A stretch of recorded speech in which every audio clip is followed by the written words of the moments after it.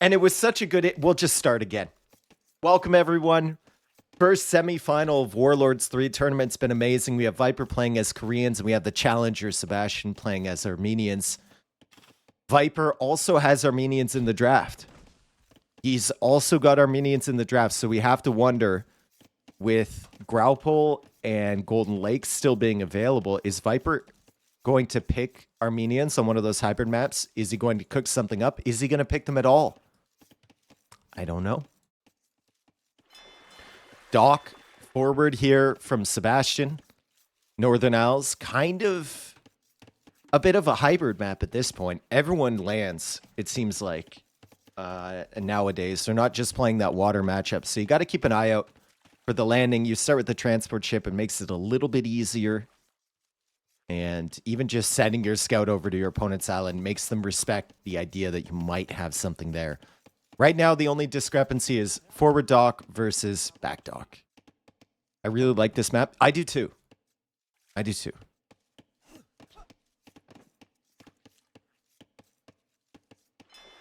All right, so Koreans benefit from the reduced wood cost. Also, the insta guard tower and keep upgrade is fantastic if you get Koreans in the late game. Line the shorelines with towers can be really deadly, but Armenians, probably the best navy in the game. They fire the extra bolt, they get the Dromans, and the +1 range on the Dromans and the Galleons. It is fantastic. And Cilician fleet for their demos, also adding in something to contend with. I think Dromans probably do really well against turtle ships, too. A mass thing of turtle ships, and then you have galleons in front, or Cilician fleet demos coming in with Dromans behind, could be devastating. Both players now clicking up to Feudal Age. Viper up about a second faster, I think. I'm trying to judge. I think Viper's up first. You can see 99.9% on the TC.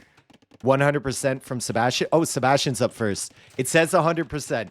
Viper says 99.99. Fuck you all. Your life right? is so sad. I get a charity tax break just for hanging out with you.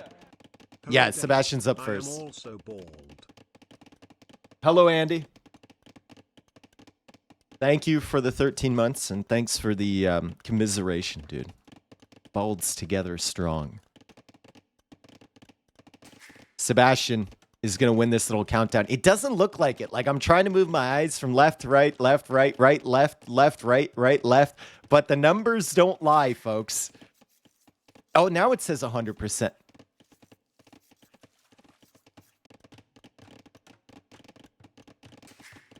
I think Viper's up first. I'm changing my prediction. I think Viper is up first.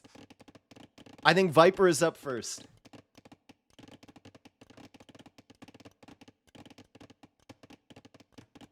It's the same. We'll know by which one comes first. It's going to be Viper, 100%. Hey! Just a millisecond faster. And that's the emotional victory right there for him. Galley coming out from Viper. 3 docks here from Sebastian. And Viper... Oh! Oh, that was sick! Dude, did you see that? Sebastian just unloaded the scout to attack the villager from Viper. He's already got limbs, so he's not worried about it. But if you're asking whether Viper is feeling good today, my guy walls in that scout as it unloads. And now Sebastian doing the same thing with the pigs that he was doing earlier. And Viper not making the same mistake Vinch did. Just killing these pigs. He says, let him rot. Let him sit there. He's going to take him in, but he is housed because of it. So Sebastian already causing some problems. He did lose some HP, though, on that scout. And he knows where the docks are from Viper. Viper will be sending this galley forward. He's going to be sending 2 galleys forward, and he will be trying to snipe the fish from Sebastian. I think he knows he's not going to win this naval engagement against Armenians, against a 3-dock opponent. So he's just going to try and hold him off as long as he can. Maybe snipe some fish and try and go up to Castle Age faster. Go back. Can we see that again? Okay, we'll go back, and then we'll go right to... the new time. So Viper deletes, Scout unloads, and Viper wall. That's insane. And that is enough to prevent Sebastian from chasing and stutter stepping that villager all the way back to the TC. That's crazy, dude. Sebastian, great build so far. 12 seconds vital TC only. He's got fletching. He's got a lot of galleys. And these are very dangerous. Fire galley now coming out. Third galley for Viper, but Sebastian has the extra arrows and he's got fletching. Viper can't sit here and fight this. Sebastian's not going to have any fear coming in on this side, and Viper realizes that and he's gone. Now I wonder if this fire galley like tries to loop in behind this. He could also just take the 1v1 over there. Viper needs to make sure his fishing ships aren't blocking his galleys. The scout trying to come over. Sebastian trying to maybe bait Viper into shooting that so he can catch up to these faster. But Viper is on the run for sure. As this fire galley pushes him away, Viper will go up to Castle Age. Sebastian has cut off the fish and he's trying to kill them now. And Viper actually killing the fish faster from Sebastian. He had 2 extra galleys he was looping around with. And both of these players' fish are going to be gone. And that's going to be brutal for Sebastian because he's not in a position to click up yet. Viper's already on the way. And his food eco advantage just disappeared because Viper was very, very clever with his positioning on the ships. Beautiful job. Sebastian goes to the market. He can buy some food. He's got 360 in the bank, so it's looking okay. And he's got water control right now, but Viper goes for another dock. Viper no fletching either. He might just want to go into fires to try and clear this up. It'll be a little bit more difficult against Armenians. That's one area that the extra arrow really helps, is against Castle Age fire ships.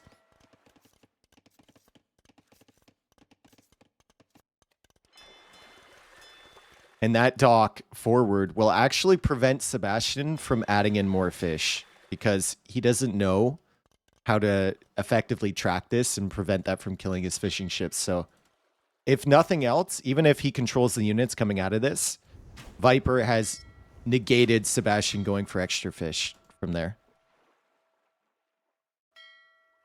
Do you think this map is better when it has shallows on each side? No, I like this map perfectly fine, dude. Viper fish went back to work. Yeah, I guess they did. Oh, damn, dude. Really, really close so far. Viper will go for a second TC.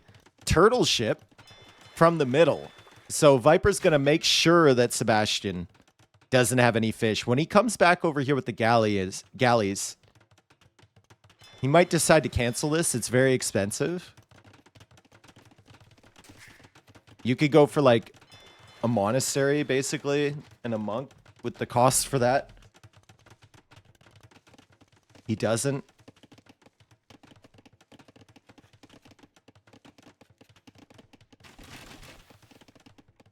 And he's running with the fish again. And he sends it back. Please don't tell me he just bypasses Sebastian again. Sebastian's like, no, dude. I'm not letting you go back there again. I can't. Turtle ship is now out. He's spiky. And he's angry.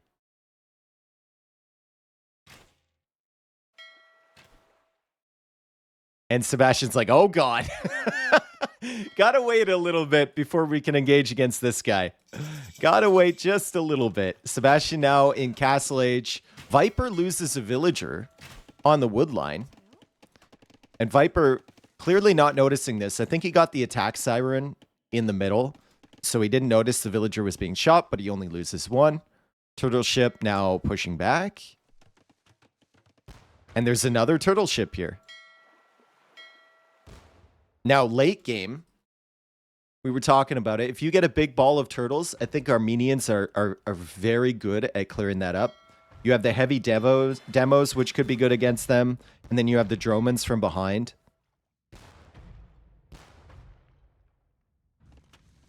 With all the other options from the dock as well. So I don't think turtle ships long-term are the play.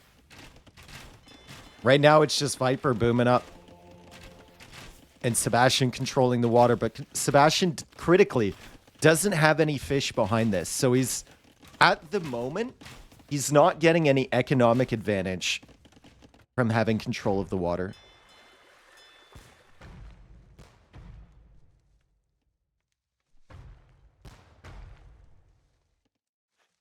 Classic Viper approach. This is how we would expect this matchup to play out between the two of them. Sebastian has played very well so far. He's still got the water advantage, and he's got a decent economy. Added that TC, right? So he bought the extra stone for it. Could buy more stone for another one. Going for the warrior priests, and he'll grab the relics. Plus, he has this automatic relic. As Viper trying to shoot down these galleys. Sebastian, very wisely, I think, not going for that war galley upgrade. He's putting those resources into his eco. And he's just holding off the turtles. But these galleys are getting weak. Without the war galley upgrade, I don't know, man. These galleys are doing 3 damage per shot against the turtles. I guess you can just run away. As we now have the flank. And the turtle's just not. This is so stupid. Viper's like, screw this, dude. Viper knows how doubt feels now. These turtles are like doubt. And these galleys are like micro from players that are 20 years younger than him. And now they go down. Great micro from Sebastian there. Really taking advantage of the slow firing rate on the turtles and the lack of range too. It was a lot of attention spent there though from Sebastian. A lot of attention, right? You could see him microing those back and forth. So maybe that's time he didn't put into his eco. Hand card on the way for Sebastian. Very nice. And the farming eco is looking strong too. 23 farms. But over here for Viper, 27. And he's getting hand cart too. And he's up to 66 villagers. Resources collected still even, however.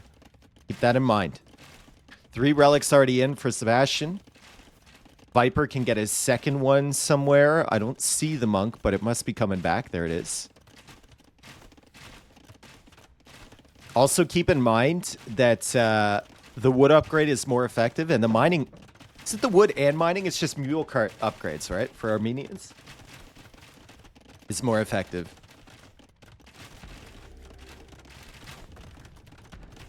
Yeah, wood and mining. Yeah. Towers from Viper. University coming up. Gonna try and lock down this middle area. Korean towers are absolutely brutal. Doesn't mean you can just sit on your own base, though. People have tried. God, these golds and this stone just out of range of that naval pressure. Where's that coming from? Oh, this monk.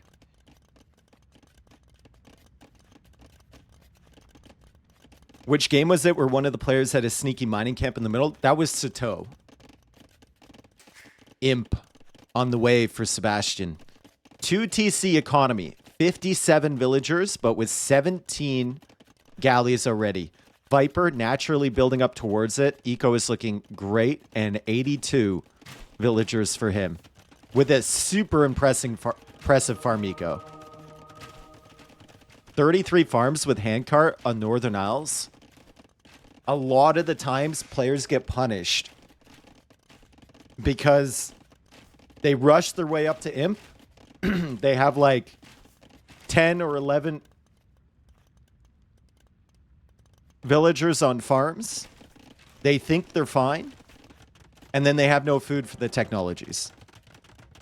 It's not going to be the case here. Both players with a really solid eco. And it's a castle here from Viper. And Sebastian doesn't see that. Viper's going to add more docks behind. He's like 30 seconds later to Imp. And he's playing very, very cautiously here. Very cautiously with the towers. Sebastian does see that. Might want to come out to try and deny that. But I think if you were to ask him, he would say, yeah, that's protected. And it's actually not yet. I think he can range this without being ranged by the castle, but Viper pulls out the monks to buy time for his tower. Loses one, manages to save another, and the tower will go up as the monk falls. Ballistics coming in for Viper. More galley coming in for Viper. More docks coming in for Viper.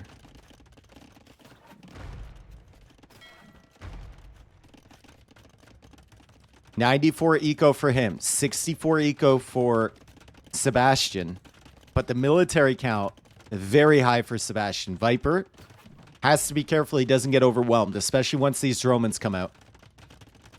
Is Viper waiting for shipwright first? Are you serious? Oh my god, dude. So greedy. He's trying to buy himself as much time as possible. And he knows wisely that once shipwright comes in, he needs to produce immediately. Immediately. So he's got a lot of docks. He's not making the same mistake others make where they go for shipwright and then they have like 5 docks. Nope. He knows some of those are going to die. He's going to go for 10. Sebastian on the middle area here with the castle. Careening coming in. Galleon coming in. Would love to see Cilician fleet on the way. That'll give an extra range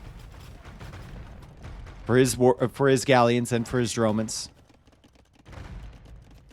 Building up wagons for a landing. He is. And wagons can be super devastating because that castle went here. The castle went here. Oh boy. These things have the full Imperial Age armor.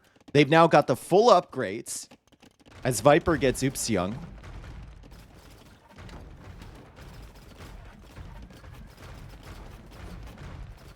And you can see how much damage they're tanking. Viper will just move on past. And Sebastian has to respect the fact the wagons are here. And he actually pulls his fleet kind of back to deal with that. If Viper transports a few villagers across too, he could go for towers, which could be sick.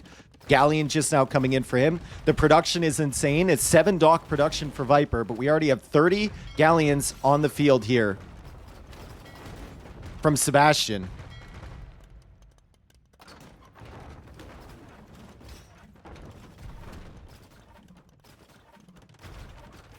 And Sebastian's castle just on time. He'll sacrifice a few villas, but he effectively walled these out.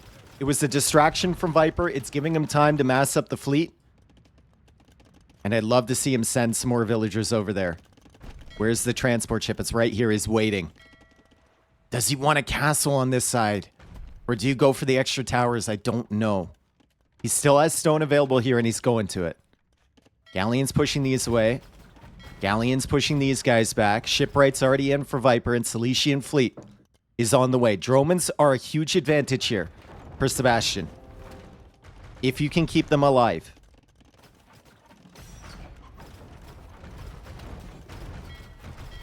Let's see what Viper can do. Galleon's still at the back. Now the castle is being ranged. Cannon Galleon coming out to try and deal with the Dromans, but manages to save it. Typical Viper, right? Pushing all 6 of these units back, or 7 of these units back with one little weak Cannon Galleon. Love the addition of the Treb here from Sebastian, taking out those docks and the towers, and Viper will need to continue building docks. He has 6 over on this side, but it looks like he's controlling this side now, so he might opt for more over here. Also not noticing this area. Can't deny the castle just yet. Still hard focused on dealing with this army in the center. And elite Cannon Galleon is on the way from Viper. Res collected is ahead for him. Sebastian, though, has the center. Sebastian now microing his Dromans and saving them, dude. And not even backing up with this army. Super impressive stuff. Viper with a blockade over on that side. That looked really weird on the minimap, but look at this. The pressure is on from Viper. Sebastian will need to go for trebs here. Viper will just continue going for more towers. However, he's losing critically. He's losing this area of his island against the Dromans, and he won't be able to hold on to that castle. It goes down. Another fleet still controlling over here from Viper. He's trying to hold with limited units on this side. He's now housed. Heated shot coming in for Viper as well. Bombard cannon is out for Viper. Can he take out the Treb? Not yet. Oh, and the bombard cannon goes down. He wasn't paying attention. There's another one, though. Crazy first game. Really good execution on this game from both. Viper's still controlling this area with his galleons. Viper's still applying pressure on Sebastian's island. Needs to be careful with this bombard cannon. Sebastian's not noticing this one. He just assumed. He assumed it was over when he took out the first one. And the Treb goes down, and now the bombard cannon can work away on the castle, and Viper's still holding here. Great job from Sebastian on this side as he lost all of the Dromans.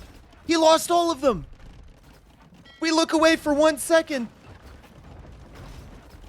And he not only lost his Treb over here as Viper loses that bombard cannon. Great. But he lost his Droman mass. Viper has the elite cannon galleons. Viper has shipwright. And he's pushing all of this back, and he's still controlling this side. That's a crazy hold from Viper over here. I think a lot of people would have used their full navy to defend that. Instead, Viper had significant portions of his navy on other sides of the island from Sebastian, and he was pressuring on land.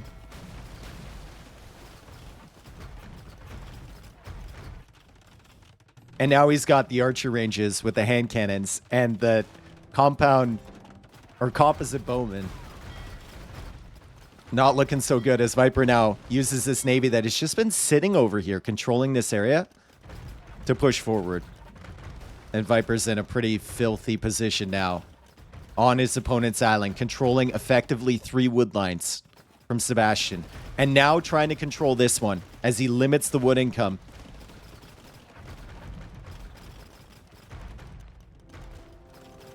Sebastian still has the resources here.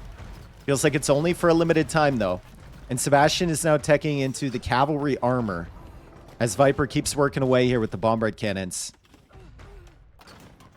Well, gotta watch out, though. You can only pay attention to so many things, right?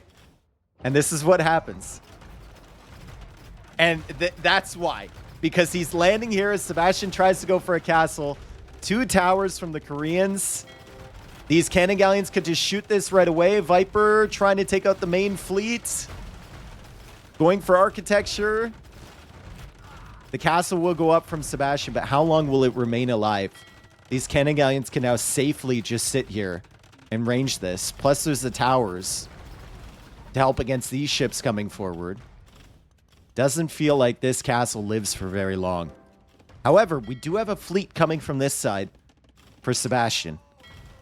So maybe he can catch Viper off guard. It's going to be tough, man.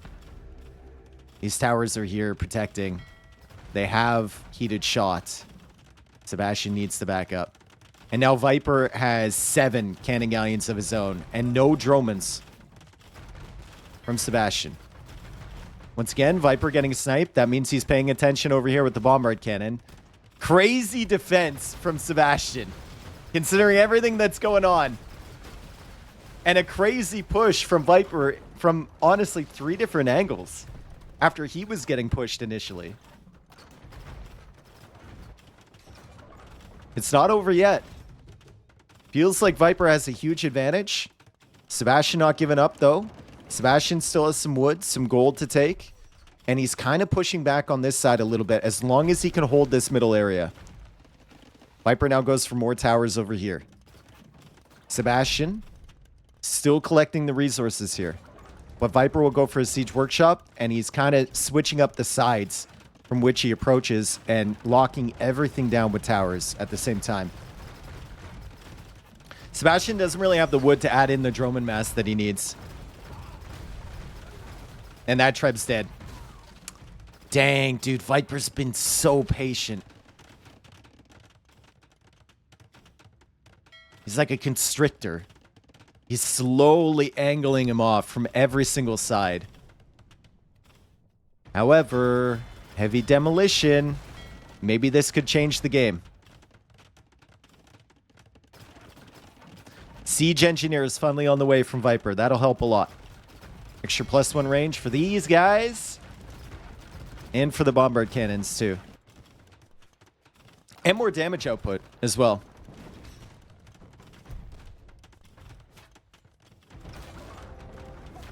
Once again, composite bowman. Just underwhelming, for sure. As Viper comes over here. Oh, no. Sebastian's about to be out of wood, folks. He's about to be out of wood. Viper is still controlling this area. And now we look at the populations. It's 200 for Viper, 122 for Sebastian. It was looking good for Sebastian when he got to him first, but Viper just held.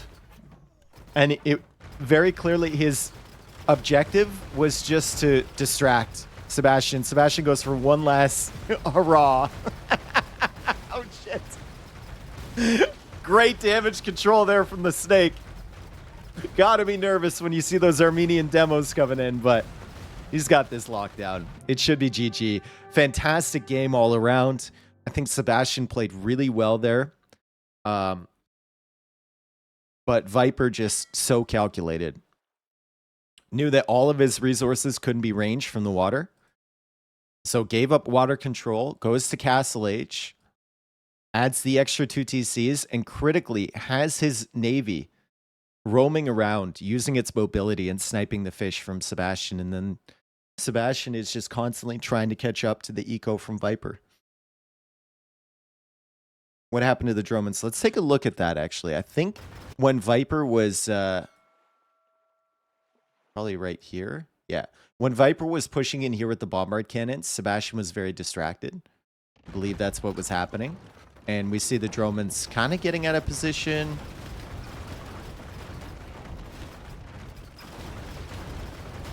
I guess it wasn't one big fight. Viper just slowly whittling them down with the galleons. Yep. Slowly whittling them down one at a time.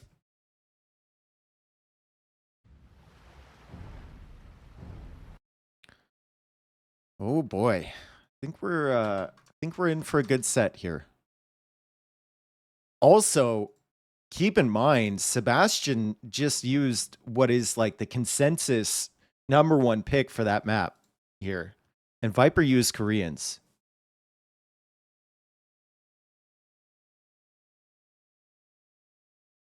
So Viper's draft is going to be interesting from this point forward. Does he even use Armenians on anything? He's actually using Malians here on Land Madness.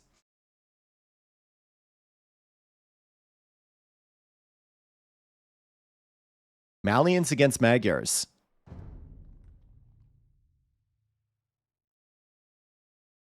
One minute and 10 seconds left. I'll be right back.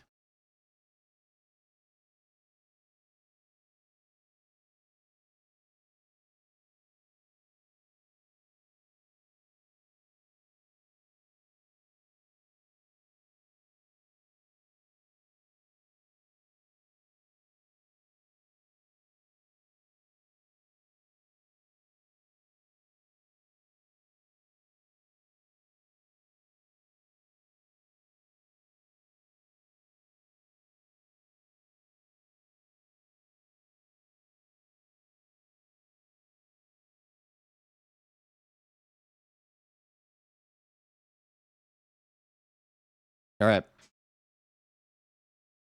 Viper, I think one of the best Malians players. He loves small bonuses that scale very well throughout the game. And obviously, the wood cost savings is beautiful for his greed. And also, you know, for a guy who gets stuck on the edge of the map, trying to defend with low numbers of units so often and banking gold, Malians is a fantastic option. However, Sebastian has picked, I think, a better Civ overall for Land Madness in the Magyars. They're really good early. They're excellent late game. if you can get there. And Sebastian is going to be going for a win here in game number 2. Unfortunately for him, he does not have a gold back, but Viper kind of doesn't either. Viper's got this stone in the back. His other gold is here. He's got golds on this side, which he's seeing now. Can't really go for the full wall with a gold included. Can't really do it. I'll be interested to see whether Viper opens scouts or archers. I think a lot of people would open archers here, but I think Viper's going to go scouts just to be able to react to what Sebastian is doing. Take a look. Unless you skip recurve bow. Yeah, that's still strange to me.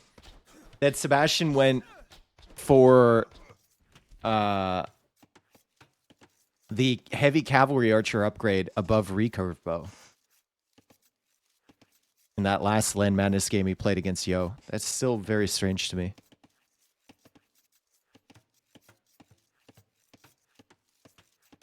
Is Archer opening in Land Madness viable now? It's always been viable. It's just, I think it's really punishing. If you don't do anything with those first 2 archers and spearmen, or maybe you send 2 spears, 1 archer like Doubt did, and you lose those right away, suddenly you have no time to add a stable of your own, and you've got scouts and skirms knocking at the door from your opponent. So it can be really, really punishing. Whereas with scouts, it's way easier to kind of hold your opponent in and be very reactive to what they're doing. Archer opening is nice to force skirms, and then you make scout follow up. Yeah, it's just all contingent. I think it's all contingent, Dave, on how much time you spend in your opponent's eco with the first like 3 units you make. Because their scouts should be chasing you around. How much time you buy yourself to get into a stable of your own. He's talking to himself again. Yeah. All right, Viper pushing in a ton of deer. Sebastian pushing in a ton of deer. It's funny that on Land Madness, like one of the most open maps ever, it's extremely common to go up without loom. Viper gets loom. Sebastian does not.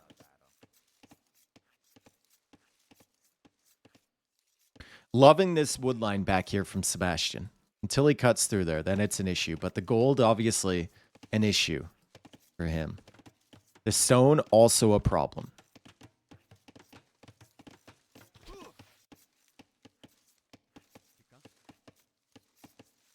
Viper, still pushing deer.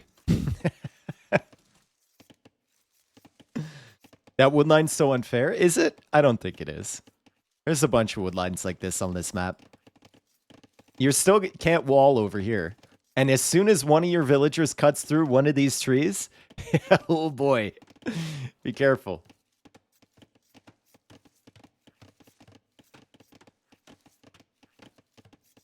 Look at the left of Sebastian's base. Yeah, there's nothing here. Wide open.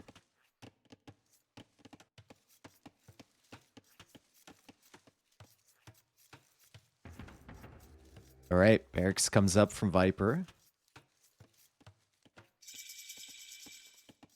Sebastian instantly going for Feudal H. I think you could have justified going for like 2 or 3 more vills. All right, not instantly going for Feudal Age, instantly going for Loom. I think you could have justified 2 or 3 more vills before getting Loom.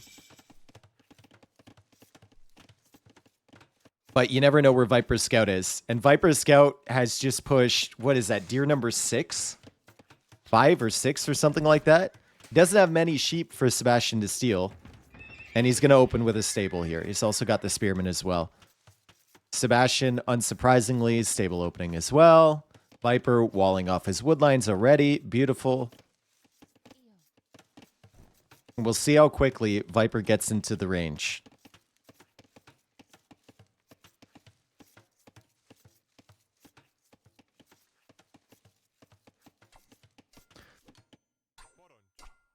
It's kind of annoying for Sebastian, losing some HP. That's a couple scout hits worth of HP. That might actually matter on that Spearman. More houses coming up from Viper. He seems very patient. He's getting Horse Collar now. It's a big expense at this stage of the game. Especially if you can't protect your berries. It'd be a very, very big expense. But Viper right now, just defending with Spearman. It's kind of weird because the Magyar Spearmen, like obviously he's keeping his scouts in here, but the Magyar Spearmen are actually better than the Malian Spearmen, at least against each other. And Viper just exploring everything. Let's take a look at what he can see. So he knows about both the wood lines. He doesn't see the gold at the front, but he doesn't see one at the back either. It could be back here. And now Viper's going to try and pick off a villager. Sebastian's got the spearman there. Viper paying attention. And at home, Viper defending. Let's take a look at what Sebastian can see. Basically the whole base. So beautiful job scouting from him. As Viper just makes more spearmen. Very kind of passive opening here for Land Madness. Still no range from either player. And the scouts from Sebastian, so active, man. This guy has no fear. Like most players have a healthy fear of this TC. Sebastian has none. He will just run in, pick off villagers around the farms, pick off the herdables and everything. Viper now finding a villager. Doesn't pick her. Doesn't want to lose too much HP. We'll come back later for that one. And Sebastian brings his army home. He's adding more scouts. We've got a lot of spearmen here from Viper. And he's going out to the gold, so he will need some way to protect this. Oof, oof. Oof, I don't know, guys. I don't know about making this gold a target. See how Viper can defend this. He's looking for villager picks with these scouts. He's trying to keep Sebastian honest. But Sebastian is just sending everything forward now. And Viper will need to see all of those scouts maybe wall in these villas and definitely make some more spearmen. 100%. Right on top of the wall. He's so calm. He's waiting until the absolute last second to make some of these. Never moving his villagers away. Scouts are now returning. And somehow, in this game, where we have 22 military units on the field, and we've been watching, you know, all these things pick away at each other, we have 1 kill for each player. 1 kill, that's it. Here's the range from Sebastian. Viper needs to spot that. He's not forward with his scouts. He's getting forging for his spearmen. Has to assume soon that Sebastian will go for that range. And Sebastian with 11 scouts, as soon as he clears up these spearmen, I mean, Viper's kind of cooked, right? He'll go for a range himself. Let's see if he spots this early. He's back over there towards the berries. Got it. I know that you might be able to pick off vills here, but you got to send it to the gold, I think. Get some info. Viper now engages against the spearman, and that means he can get the villager. But Sebastian, you know, potentially opportunities as Viper now denies that blacksmith. That's actually quite useful. Potentially opportunities to hit him here, and that's exactly what's happening. Viper doesn't even move the vill because he knows his spearmen are enough. He's got archers coming out himself. 2 scouts going down over here. Viper found that hill.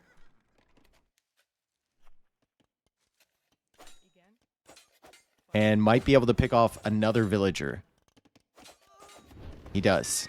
But we still have this army here from Sebastian. Does Viper place a tower? It doesn't feel like he wants a tower, right? He's going for a second range. Scouts are still looping this way. There's not the archer mess that Sebastian wants to clear up the spearmen. A very, very tense game 2. Very tense. Sebastian has been so active, but so has Viper. Viper has played the role of the defender, and he's used his forward scouts very, very effectively. And now he's got his archers trying to pick off these archers as the spearmen engage against these Magyar scouts, and Viper will need to pull some more spearmen away to defend against this. Still has 4 in his base. Without the archers to support, though, the scouts going to struggle to find opportunities. Another spearman over here. I'm not sure 1 is enough. There's a second one following up. Sebastian leaves. Man, The calmness here from Viper in this defense is incredible. We've seen other players just fold under this same type of pressure from Sebastian. Yeah, one slip up there and suddenly you're losing like 5 vills, something like that, your whole army, and they're up at exactly the same time. No, Viper's about 2 seconds faster. Crazy. 43 seconds of idle TC time combined with those 2 villager losses from Sebastian means that he is actually behind him res collected, and he doesn't have wheelbarrow. He also doesn't have horse colors, so Viper is ahead effectively in this game. Viper pulls these vills away. He should probably lose one, but Sebastian's scouts are weak. There we go. Great job from Sebastian picking off that vill. He might get this one too, but he lost so many scouts. Surely that's not worth it, right? That second one wasn't worth it. The first one, sure. Getting a little antsy here for the villager kills because he wasn't able to do anything earlier.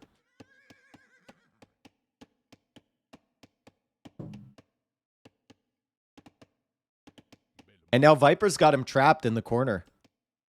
And Sebastian is trying to mass up archers here. We're going to have crossbow against crossbow. Malians versus Magyars. I mean, you'd rather be in the Malian position in Castle Age anyway with the crossbows.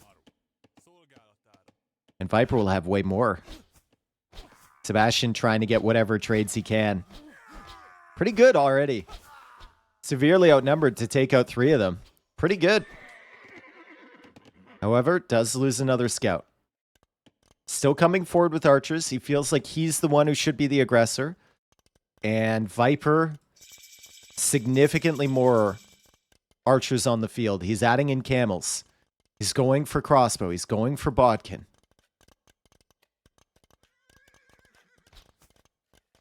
And a second TC and a university. These are going to be brutal. There's a hill there. He can show up on the gold. And I think he'll have enough to defend against this because his army is coming back, right? Surely? Nope. His army is over here. Maybe not. Viper losing a villager on the gold. Little out of position. But the crossbows will come in. And now Sebastian has to go for a desperation tower here because these crossbows are not only going to snipe this vill, they're going to get right to the back of this wood line. Concerning moments here for Sebastian as the knight comes out from Viper, and Viper will full clear this. Oh, man. Oh, man.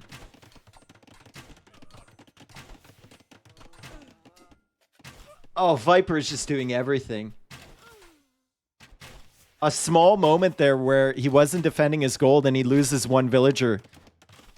But he brings that army back and critically had this army forward, and now he's just killing everything, and he's getting ballistics super quickly. Sebastian now with ballistics. 18-8 army, and Sebastian doesn't have anything to do with this army because Viper's going to pressure his gold. This game should be over soon. I know it still seems fairly close in terms of the numbers, but Viper also has that second TC.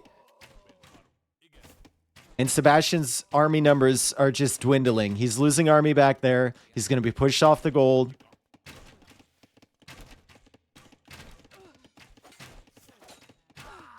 Sebastian has been so good in this tournament. I think he's played pretty good in this set so far, but I mean, this is just Viper, guys.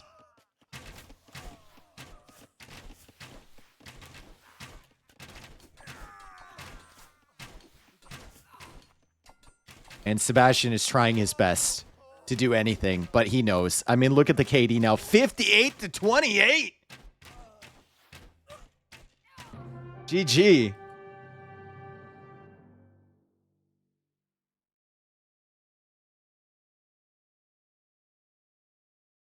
Did Viper already get the dad buff?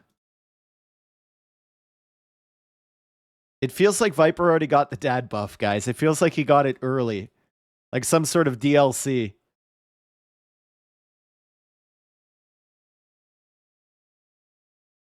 He is 10-0 in this tournament so far. And I think, like, you saw Sebastian being so good with the mobility I think if anything, the range was a little bit late from him, right? But then his forward goal was probably what forced him into that. And to be fair, Viper also had a forward goal in basically the same position. Lieutenant Dan, thank you for the 10 gifted. You got gifted a sub. Thanks, Lieutenant Dan. He's a lieutenant. He's an officer. Wow. Beautiful job from Viper there. Sebastian still has at least 2 games to go. And the way he is playing, you would expect him to make those games competitive. I think with the way Viper's playing, I don't know if we expect him to win those games. I mean, holy man, you could argue that Sebastian had the civ advantage on these last 2 maps too.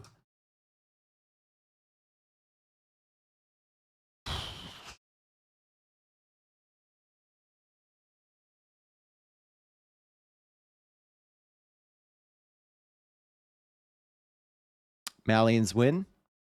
Maggar's loss. And Madness lost. Does Sebastian go on to one of Viper's home maps? Or does he continue with his own? I think he continues with his own because Viper's home maps are tough, man. Like Golden Lakes, Sebastian should be fairly good on. I don't know how much he's practiced on Graupool. Viper already has experience on that map from WWC, although it was a long time ago. And I don't think he should be looking forward to Black Forest either.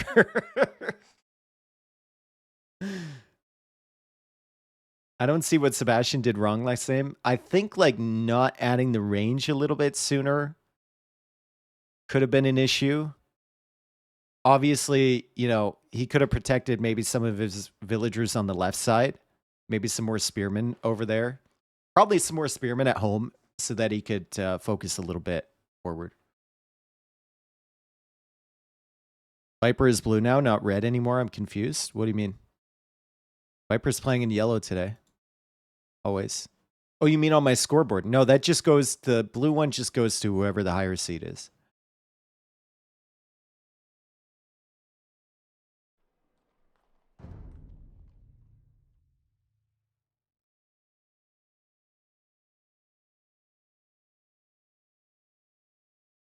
Okay. Alpine and Viper will be playing Armenians.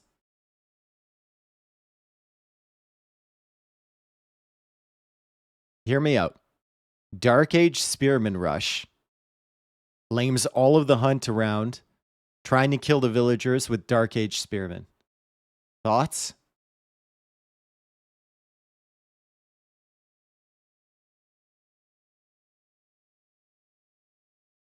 Amazing strat, Dave. It could also be like some sort of weird fast castle fortified church push. I don't know.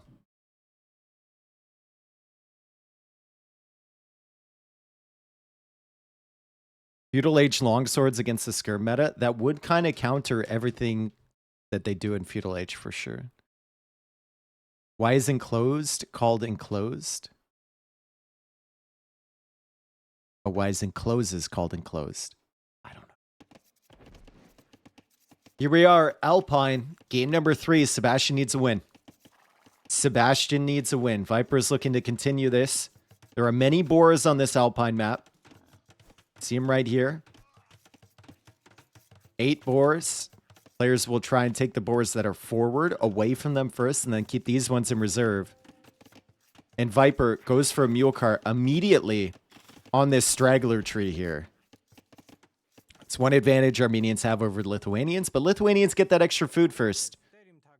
As Viper finds the boar, and he's just going to lame it. He's going to attempt to lame it anyway. That guy shot from so far away at that boar. That was a wild range on that boar villager. He shot from here all the way down here. Viper's going to lame this one now. Sebastian will get that boar in. Viper still has 2 in reserve. He's got 3 in reserve. 1 under the TC. And he's trying to lame this boy up here. As Sebastian trying to find his other boars. Viper's lamed 1. He's got 2 under the TC right now. They're running out of food, and Viper is coming over here, and Sebastian's going to see this. Viper just walls in his Ville. Needs to make sure the boar can't attack his Ville. I don't think it can. Viper still has his horse here. And he's going to try and block. Villager HP, very low, very low. Viper lames the villager. And the boar will come back shortly if Sebastian doesn't hit it, and he does. Okay. Didn't even let that villager take a single step. Sebastian will get his 3rd boar in, but definitely advantage Viper so far. Let's take a look at what he can do with the Armenians. Lithuanians are definitely the meta pick here. Definitely the meta pick. So even though he's lost a villager and might be behind on boars, Sebastian might be able to get something done with the skirmisher army. But he can't block my sub to Dave. Trooper, thank for the 13 months, man. Feudal Age now on the way from Sebastian.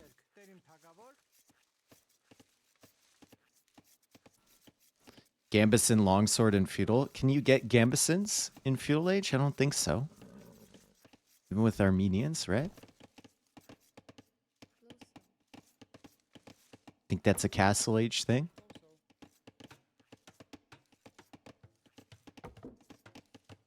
Feudal Age on the way here from Sebastian. Viper delaying it a little bit, but I mean, he's still got a boar back here he can take.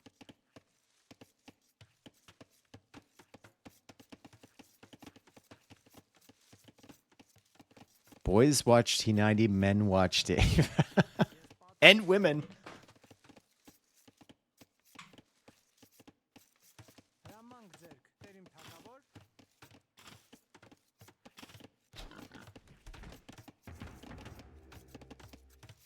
Yet you were watching Dave. Oh! Destroyed. Sebastian has 462 food when he gets to Feudal Age here. He's still long distance taking this boar. He doesn't have loom. He's going for it instantly. And Viper can actually make some spearmen once this barracks is complete. They'll protect himself, but he probably won't need it because, unsurprisingly, it's going to be skirms from Sebastian. Yo, JB, thank for the 10 bucks, man. Appreciate it. Wood upgrade coming from Sebastian. Archer range almost complete. Oh!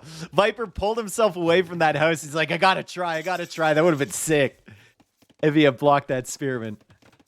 Archer range now from Viper.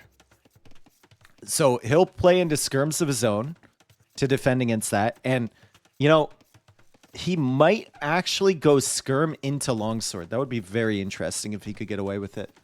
I think the faster moving skirms and the fact that Sebastian had this archer range sooner is going to be problematic for Viper. He'll really struggle to keep up with the skirmisher production unless he kills a few of these. That's a good start.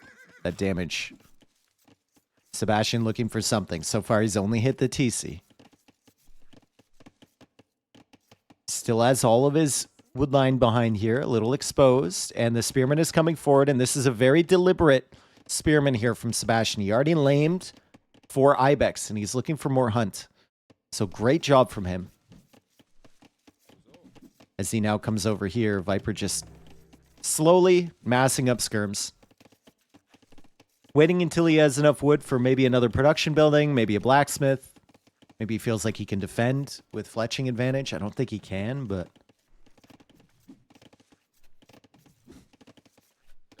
buying himself time with spearmen at the moment. And again, just the calmness, right? Doesn't move away. Just sits here in the face of javelins, trying to find advantages, and he's going to pick off this guy, most likely. He doesn't. Nice job from Sebastian. Save that, dude. Gonna try and pick off this guy now. Viper just weakening the army as much as he can. Spearman's still back here. Still killing. And Sebastian might get the first villager kill of the game, but no, says Viper. As he takes the angle with that villager, Sebastian tries to come in. Viper makes the house, saves that guy, does lose the skirmisher along the way. Double range production now on skirms. So Viper, trying to catch up in numbers, makes that second archer range. And I wonder if there's a transition at some point. Blacksmith, probably necessary for fletching. Army count, really, really close. Skirm v skirm. Viper, I think, looking for hunt back here, and he's not going to find any. Because Sebastian's been laming. I might find this stuff.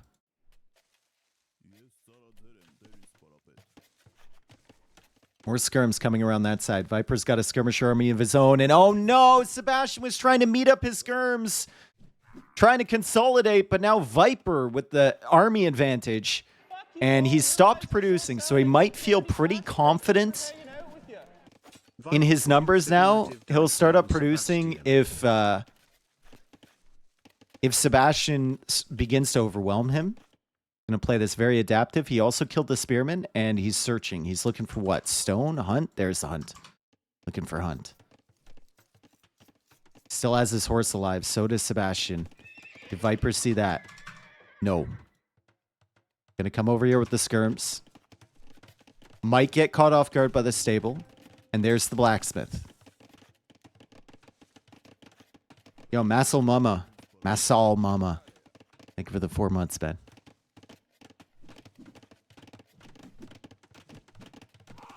It's a good skirm army there from Sebastian. Viper's got to respect that, and his skirms are forward.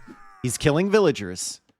Sebastian has that opportunity too, and Viper will critically spot the stable here with this army, and he's going to go in. Sebastian walls him out. Meanwhile, over here, I mean, Viper trying to get this tower down. Still has not lost a villager. He lamed the one earlier from Sebastian, and I jinxed it. He loses a villager. Fletching is in from Viper. Fletching is not in from Sebastian, and Sebastian can turn this around because Viper only has 8 skirms, and Sebastian has the scouts on the way. I think this is going to get really, really messy for Viper fairly soon.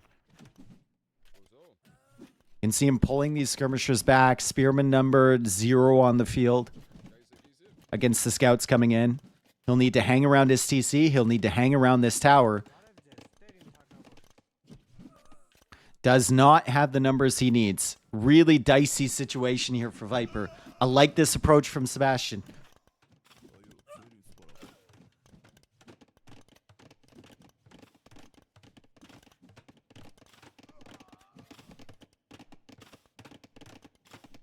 All right.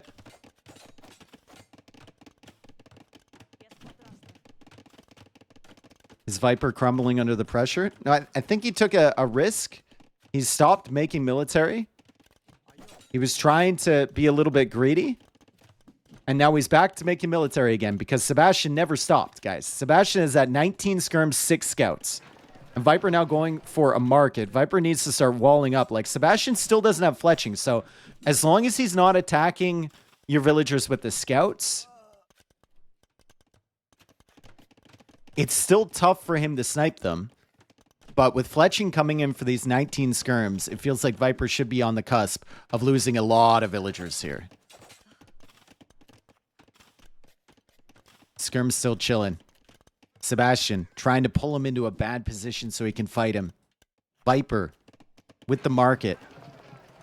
Buying some food, trying to get up to Castle Age. Can he survive until Castle Age? Yo, what's up, Gypsy? We did miss you, dude. We were just talking about it the other day. Crazy, dude. It's crazy that Sebastian doesn't, like, try and harass this. He comes back to the farms again. He's going for the armor. He's got 8 scouts. Viper has half the amount of skirms with no scouts of his own and no spearmen now. And he's adding in the stable. And Sebastian is still Unable, I'm not sure, or unwilling to kill the villagers from Viper. Really doesn't want to give up the control he's exercising currently. But at some point, you gotta justify a dive or something. This is good. Finally getting some reward for his presence here. Killing some villagers. And he snipes another one. Great job from Sebastian noticing that weak fill. Beautiful. Absolutely beautiful from him. And he sniped the one over here too. So Eco KD 4-2. Viper will go for some quick walls on this side. Is it in time? There's still a horse here. There's still a horse here. Could hold it open. That's Viper's horse. Never mind. Viper didn't see that. Viper gonna lose some villagers. That's 2. Castle Age is almost in from him. He goes for damage control instead of trying to save this guy, and he loses another one.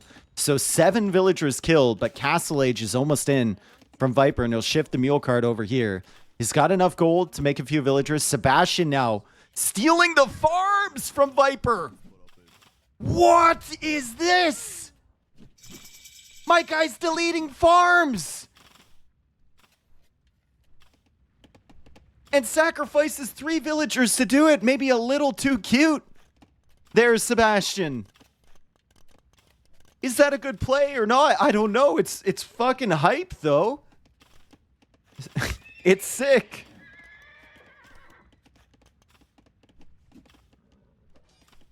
Jeez, no respect. It's crazy play from Sebastian. And a couple villagers now dying from Viper. Is still 1 minute and 48 seconds away from Castle Age for Sebastian. And this is a problem. This is suddenly a problem for Sebastian. He threw away 3 vills to try and snipe those farms. He's significantly ahead on res collected. But now he's threatened back here. And his skirmisher scout army might be cleared just by knights if he's not careful. If he can get to Castle Age and upgrade this, it could be huge. Viper's still looking for a way in here to the woodline. Full HP villagers. It's only skirmishers for him. Bodkin arrow would be very nice here, but Viper will want to go for knights instead. As the skirmisher is still harassing on this side. Very difficult situation for Viper, for sure. He's trying to deal with these scouts. Maybe he could send the knights back to deal with these skirms. He's still trying to kill villagers over here. Castle Age is on the way.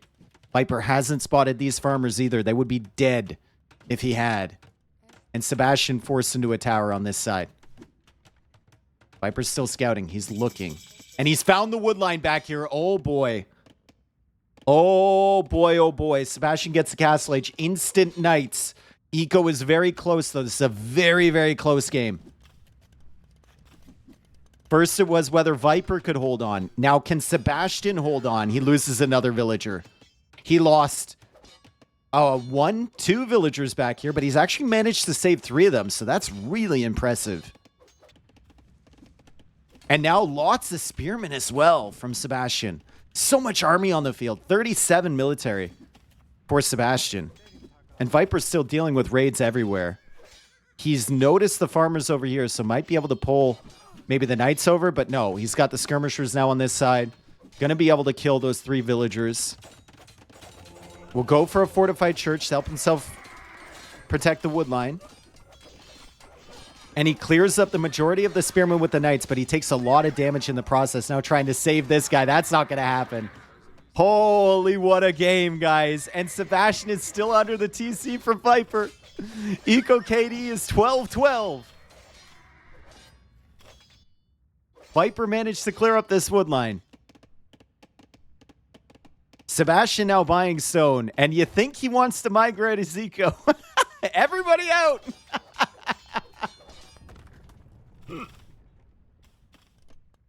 Jesus. We have a refugee crisis over here from Sebastian, and it might be a good idea. The knights and the skirms are coming over, but Viper surely can't deny that TC. Viper going for some warrior priests to try and snag the relics. He's already got 1 relic in here generating. 1 on food. 1 on food for Sebastian right now.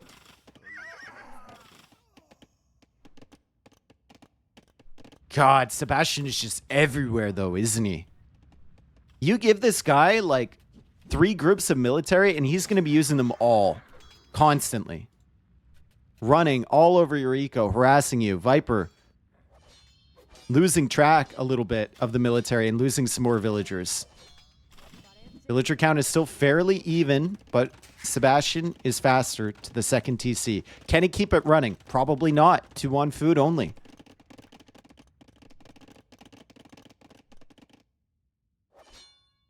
Don't know what was going on there, but the horse is watching. I think Sebastian's TCs are going to be a little stalled out here. Same with Viper, actually. The farms, well, they've been idled a lot. Viper needs to deal with the skirm army somehow. And look at the HP on that skirm army. 138 out of 450. Very, very low.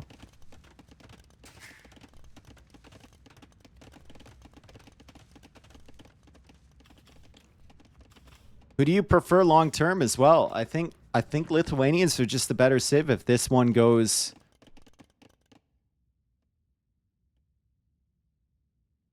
Do it, pussy. No, stop. What? Is that skirm like in a place that just can't be hit or what? Like.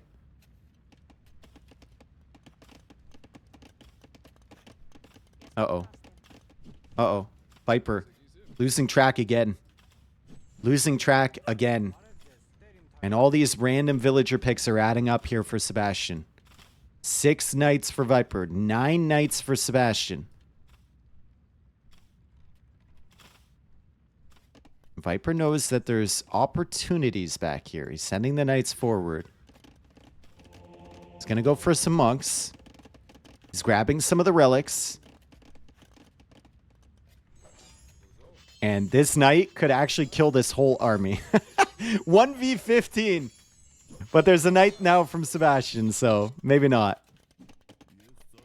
Skirmisher is still being annoying. The horse is attacking the Vill. Let's see. I think that horse just did 1 damage to the Vill. Let's take a look at that. No, the skirm did. Never mind. Cool. Sorry for distracting you. Let's see if it takes another HP damage. The horse is definitely looking at her. It is possible, by the way.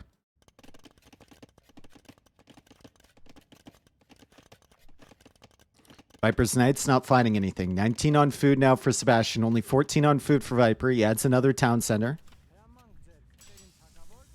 And the skirms are still alive. And now there's monks here. You might have wanted like a fortified church here from Viper just to help secure this, but I mean he's managed to move most of his eco away. Sebastian still trying to get a grip on where Viper is and control his movements with a few units over here, and still trying to harass the farms. The skirmisher number has gone down, but the monk number is going up. And the knights need to be careful. Sebastian is now significantly ahead, not only in villager count, but also res collected. Horse collar coming in for him. Viper had that before, but wheelbarrow is already in for Sebastian here as Viper is going to try and block with the knights and convert with the monk. And Sebastian wasn't able to kill the monk, and Viper's going to get a knight here, right? No. He doesn't. Great block from Viper again, though. Great block from Viper again, though. And he gets the conversion. He'll go for another attempted conversion over here on the knight and continue to try and block. Sebastian unable to get his conversions. Viper loops around again. And he's going after the monks. He gets 1. He gets a second one. He gets a third one. And he calls the GG. Well played from Sebastian. Viper's unbeaten run in Warlords 3 has come to an end. There's nothing left here for him. 52 vills and 8 knights. A beautiful job from Sebastian. He kept making army. Viper, he was countering him with military units, but then he stopped. He got a little greedy. He thought maybe Castle Age was possible. Sebastian added that stable and kept adding skirms and just ran through them from that point forward. Viper is now only 10-1. And Sebastian's kind of crazy with it. Too much rage for us equals brain rotted. Bro, he just went 10-1, brother. Like, we can't flip that switch this quickly. That's not healthy. All right.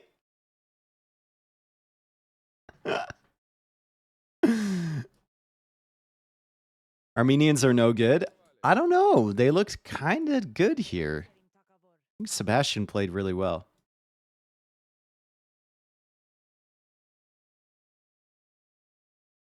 Viper just needed to not stop military production.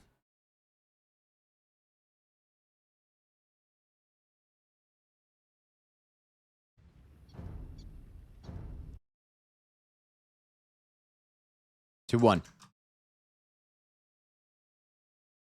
But it's a very fine line there.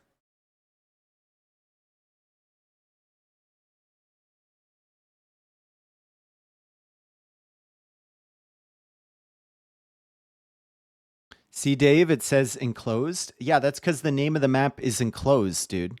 It's not encloses, it's enclosed.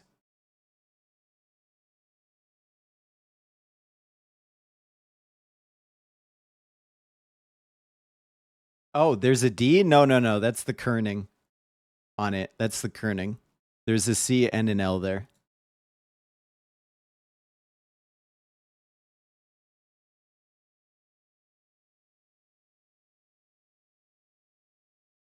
King Crush, thank you for the prime.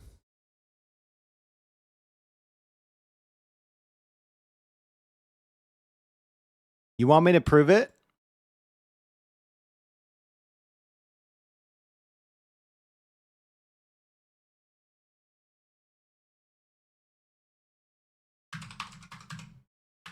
Oh.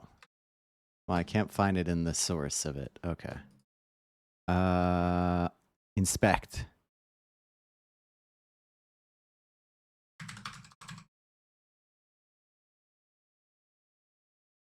There we go. I've gone to the inspect tab.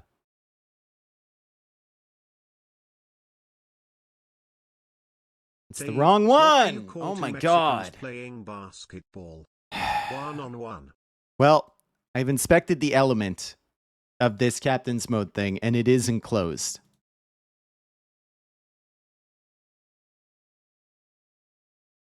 A likely tail. All right.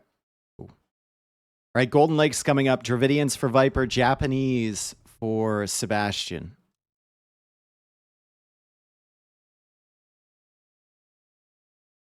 Mom, thank you for the $10.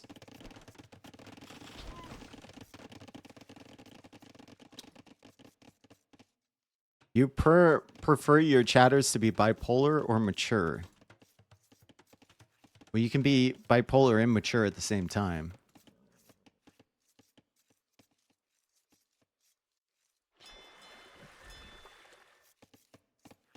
I like my chatters to be humans. I don't like non-humans in here.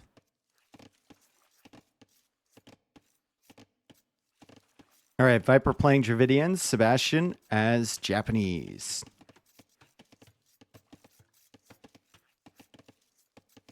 How is this different from Four Lakes? Bop!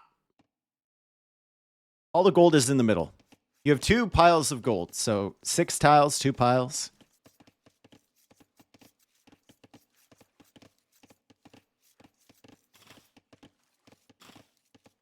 And that's what you got. Japanese fish, tankier. They gather faster. You're saving wood on the lumber camps and the mills and whatnot. But with Dravidians, your docks count for pop space, which is very, very nice. And you get that 200 wood immediately on reaching the next stage, which is beautiful. And your ships actually carry more food. You can see right there. 30 food. That actually kind of hurts a little bit in the early game, though, because you want them dropping off really quickly. This Viper will go up to the feudal age after this villager and that fishing ship. We've got Sebastian. Still queuing vills, so Sebastian, no loom here. Going for some more fish, queuing some more vills.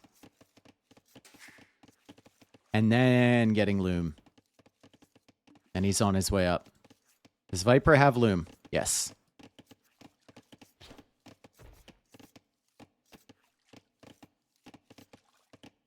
What's the normal fishing ship carry? 15. So they have double carry rate.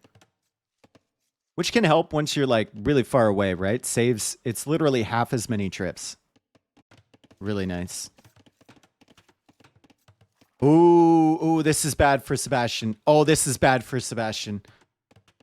He's going to be wandering around that scout, and I think he knows that he's simply slower than Viper to the feudal age. However, unless he gets blocked by this tiger, which he doesn't, he should be able to get back to his TC in time. And Viper might be a little bit afraid of these hills. He actually gets the downhill hit.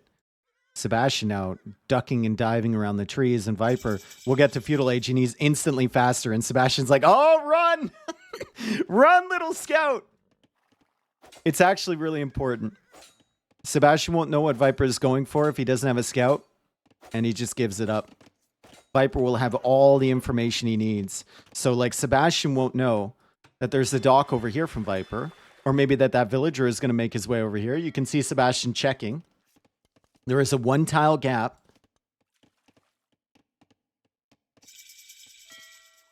And he's looking. The dock isn't there yet, though. Might sneak up on him. Archer range now for Sebastian. It's just a barracks for Viper. And he'll go for the walls on this side. And Viper now doing the thing to Sebastian that Sebastian has been doing to him. I don't know. I don't know, dude. Viper's like, let's try this out. He overstayed his welcome in that town center a little bit. For sure. And now he's over here with the villager. He walls that off. That is super interesting. So, Sebastian's seen that, but imagine he hadn't seen that, right? And he goes for full walls here on this side. And then he tries to click a villager out, and they pat this way because there's a wall there. And it actually still might happen if Sebastian doesn't realize that there's a gap. Be crazy, but look at this. Viper, he's got the dock forward. Sebastian goes for a dock over here. Viper, does he see that? No, he does not.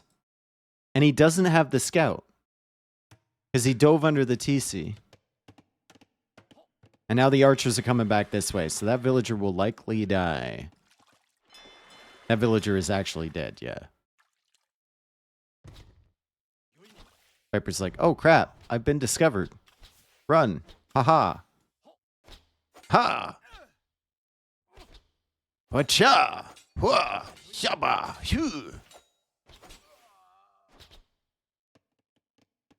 Quick walls aren't going to save you from that one. Sorry, bud. And the spearman will come over on this side. Viper going for a galley. It's too late for the galley. He'll complete it anyway because he's almost finished with it. And might actually help against the villager. But he's going to have to wait for this fire galley to come out to get anything real over here. Fire galleys are coming out from Viper over on this side. Tough to take out Japanese fish. But at least you're forcing your opponent to invest into fires defensively. And Viper is busy not microing the galley. Not microing the galley. Viper. Losing track. He's coming out this way. Sebastian also coming out this way and has the archer. Things are taking a turn for the better for Sebastian.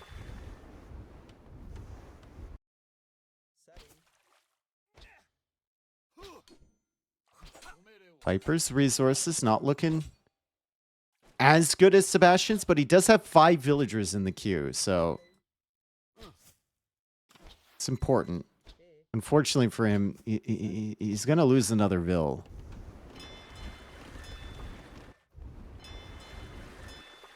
And he'll come out here with the skirmishers that he's making. Full wall coming up for Viper. And Castle Age is on the way. Did he use the market to get there? He didn't. So he unqueued those 5 villas. He dropped off the goal and he got up. Wow.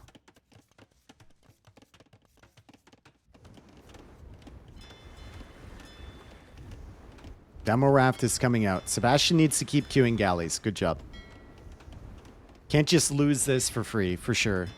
And there's not enough time for Viper to get to Castle Age and then upgrade this navy. I don't even know if there's enough time for him to wait for these this demo to come out. Before the stock goes down. Just enough time, I think. Yeah, he pulls these ones over here. Sebastian tanks the shot. Beautiful job from Viper there to pull him into that. Still only 1 fire over here, and he forced Sebastian to make 4 fire galleys. So already somewhat worth for Viper. As Viper tries to take out the fires from Sebastian, he's got another one on the way. But he loses the pressure over here. He might be able to continue contesting this if Sebastian doesn't, you know, make more fires on this side. Skirmisher is now over here, trying to deal with the villager. Viper could nerd this out. Is it worth it? I'm not sure. Dravidian skirmishers do attack faster, so maybe he can just kill this. Who knows? And Sebastian has to be careful. There's still fires coming out from this. He's going for another one. And Viper is tanking all the damage with the dock here. As Viper now extends outwards for a TC. Monastery too. Sebastian adding in some fish over here. And Sebastian also very cleverly bringing a fishing ship in front of this fire so that he can tank the damage with that Japanese fish. But Viper has the War Galley upgrade now. That fish will be taking a lot of damage, and Viper might even get another fire ship out of this dock. He's got to be careful on the HP of this dock. 200 HP only, and he doesn't have a villager really to help out. But look at this. Second fire on the way from Viper. He's done such a good job over here. Sebastian has to be so frustrated with this. That dock is so close to dying. And because he didn't just keep queuing up the fire galleys, Viper is still present on his main fish. 175 HP on that dock. Skirmishers now harassing this way. Sebastian going for Cav Archers and Knights. Cav Archers no longer get the bonus damage against Skirmishers with Japanese, but the Knights will be really good against those. And now Viper clears up all the fish on this side from Sebastian. Sebastian gives up on this. Don't think there's really an argument for Viper to fish over here. Maybe a couple, but that's it. Sebastian's still with a ton of food in the bank. Adding his second TC. Viper on 3 right now. But Dravidians are not the greatest land civilization.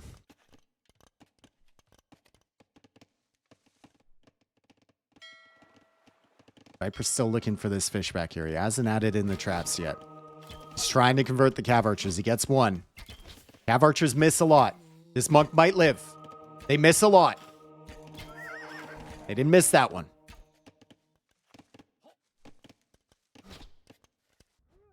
And the monk, of course, grabbing another relic from Narnia for Viper. As Sebastian tries to go for a siege workshop. Dravidians, no redemption. Also not great cavalry, right? So fighting this siege workshop back might be tough. He'll need a siege workshop of his own, but then he needs something to deal with the scouts and the knights.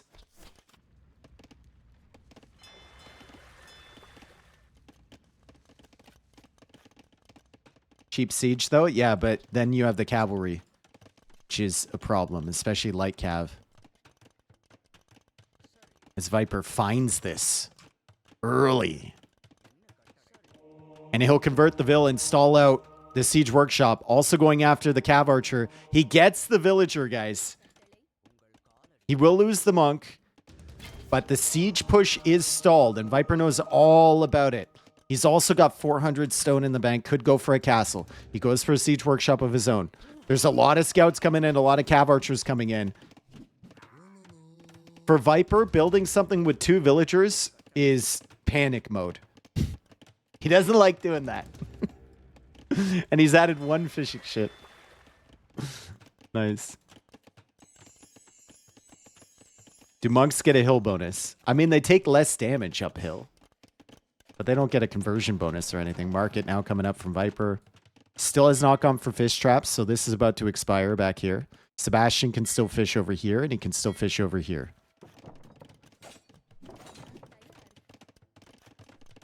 Light Cav comes in from Sebastian. 51 villagers against 64. And Viper will go for Elite Skirm. Viper's still building up stone here. Still building up stone. He's got the mangonel in defense on this side. Now the wood line is being harassed. Needs to be careful over here. Viper needs to notice this. He can pull the elite skirms over. He's lost a monk on the other side. And he's trying to micro against the mangonels. So that explains why this was happening, is the cav archer's still looking for damage. Cav archer's tanking a shot there too. It's a dicey defense. He's got the walls up, but it's very awkward angles for Viper to defend against all this pressure. Once again, Sebastian just producing land military at a rate that is far above Viper's.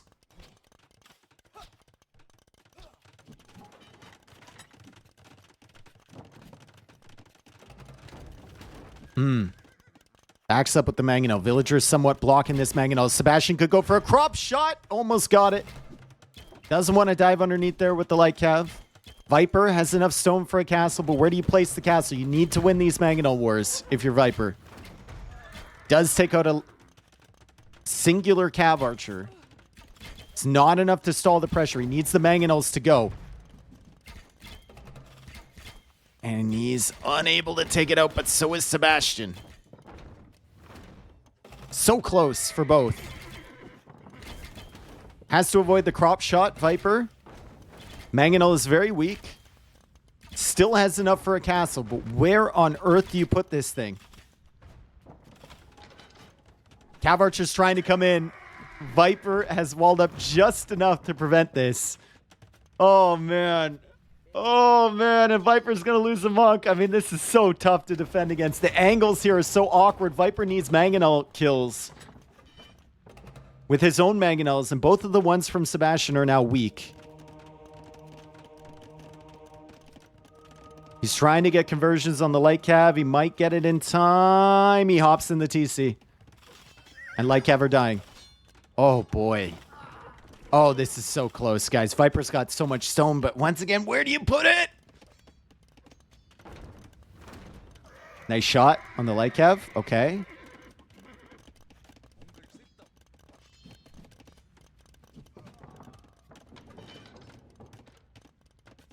Viper's Farmico looking really good, and he goes for the castle here. The army is on the other side there from Sebastian. The army is on the other side. It's pushing in. Viper has no defense against this. However, woodline is no longer being taken. So Sebastian's like, okay, that's not very useful. And he'll loop back around this way. I think he'll be a little too late with the cav archers and the mangonels, though. Let's see if he can deny this. There's 2 mangonels there. Let's see what Sebastian's made of. Cav archers coming in, getting real close to the skirmishers. We have mangonels, we have elite skirm from Viper, and this is what he wanted. He wanted to kind of force a fight that was not beneficial for Sebastian. However, he didn't really send enough villagers initially, and Sebastian might micro these down. No ballistics for Sebastian, critically. Ballistics is in from Viper. He sends more villagers forward. That castle is going to go up. Or is it? The mangonels coming from behind. 99 or 92%, 94, 95. The castle will go up, and all of this army from Sebastian will die.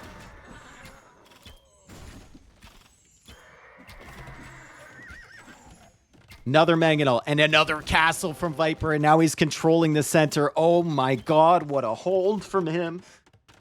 The pressure was insane from Sebastian. He was pushing in on like 3 different sides. Viper was waiting. He was like, as soon as I get my moment, I'm going to go for the castle. Sebastian moved all of his army to the north. Viper knew they were in the north. He saw his opportunity and he went for it. And now Sebastian's in a really rough position. Cav archers against elite Dravidian skirmishers. Behind on economy significantly. Unable to really find damage back here. As Viper begins the fish trap boom. And now he doesn't have access to the middle. Sebastian needs to go up, but Viper's going to be right behind him. I mean, Sebastian doesn't even have that second building. He has to force down the university, and that gives Viper another 20, 30 seconds to go up. Cav archer's still at the back. Monk is still being... I wouldn't want to be a monk in Viper's empire right now. It has been a rough game. Sebastian slightly faster to imp, but look at this. Viper slaughtering the villagers with skirmishers. And, oh, guys, come on. Figure it out. What is this?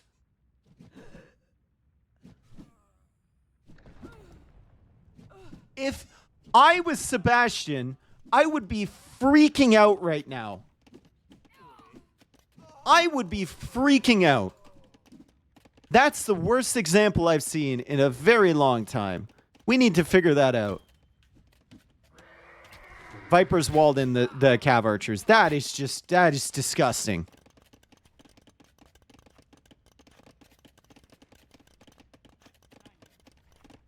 Unbelievable. Was Sebastian going to win from this position? Probably not, but that certainly doesn't help. And now we've got the Wit boys, as well as the skirmishers coming in, and Viper's in full control.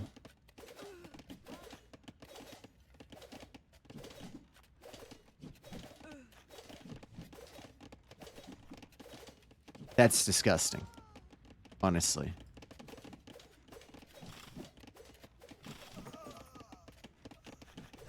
I hope Sebastian doesn't take this hard and focuses on the next game without tilt. Well, it would be worse if he was in a winning position, but he was definitely in a losing position when that happened, like pretty heavily. He still fights on. He goes for a castle. He needed that way earlier, though. And he calls the GG. Oh, my goodness. I'm sad that kind of soured the end of the game there. Sebastian maybe had like 10% chance of winning that game from that position, but that made it even worse. That brought it down to like 5. That's really rough. But Viper, yeah, Viper, just incredible defense on this side. Sebastian, maybe a lack of commitment if he came in here with the cav archers when it was open, or maybe stayed on the woodline and sniped those vills. Could have done something, but Viper controlling his opponent's movements.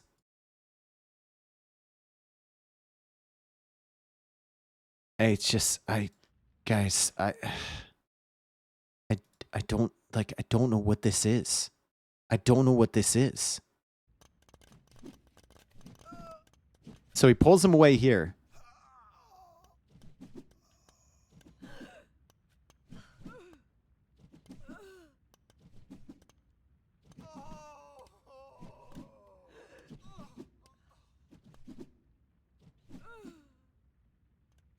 Like,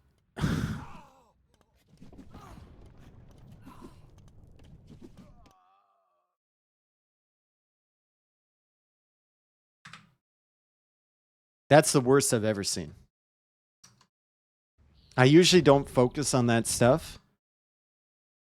Fortunately, it wasn't really the most competitive position for him, so it didn't really cost him the game, but you never know, right? You never know. Oh, boy. Viper up 3-1. Sebastian's got some work to do here. He deleted the building to save them? Yeah, he actually deleted it way later than I think a lot of people would have. I think a lot of people would have deleted it within 2 seconds of that happening. But I think he maybe pulled his attention away and then looked back and was like, what the hell? It's impossible to find good help nowadays. It's impossible. Jesus. All right, we go on to enclosed. Vietnamese for Viper, Incas for Sebastian. So Sebastian with more of a classic approach with the Meso Civ here. Viper with an Eco Civ that can make range units. It can make melee units. They can do a lot of things. Vietnamese, very versatile tech tree. Viper's going to like that. Crazy that it's been almost 3 years since. Great, Robert. Thank you for the almost 3 years.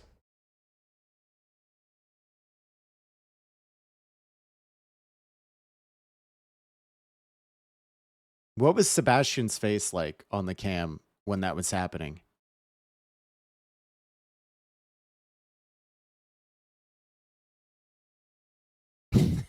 That's what I want to know.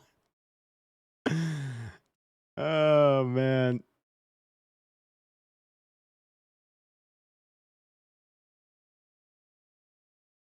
ACCM, thank you for the 21 months.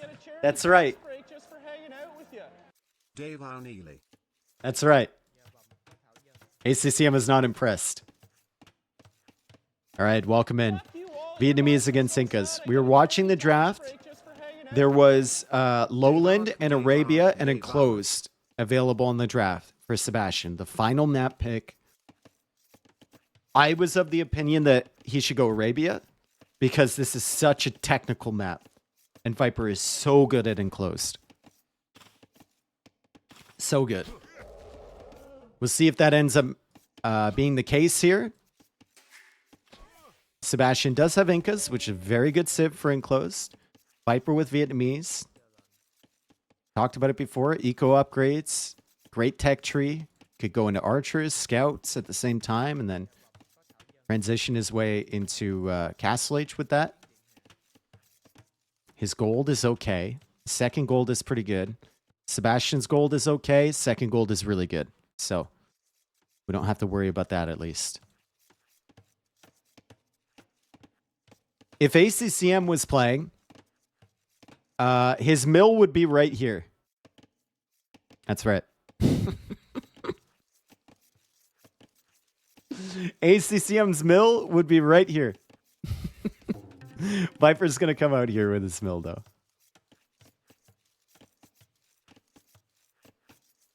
One thing about Vietnamese, you know exactly, if you're the one that gets military first, you know exactly which way you should go. He should go this way if he wants to pressure. Seize the TC from his opponent. Sometimes you can go the wrong way. Take a little bit longer to go around this direction. It's a nice little bonus. If you're thinking about saving time with your scout early.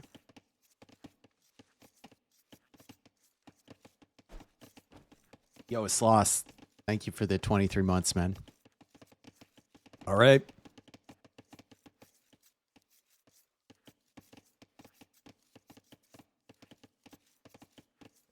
Sebastian, I bet he would just wish that his units would stop bumping up against each other. There's a lot of bumpage and grindage and dancing and unnecessary movement going on from the units.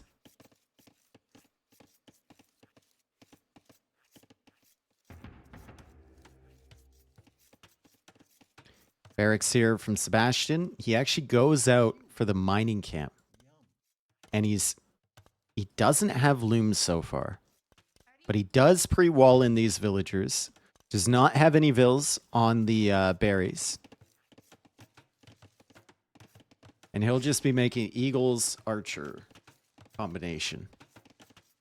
Viper should open scouts here, I believe, against Incas.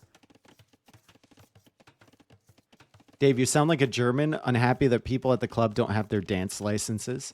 Dance license sounds like the most German thing ever. I still find it funny that you need a certificate to play golf. That's funny, dude. To like pass a test to get something to be able to play golf. That's so funny.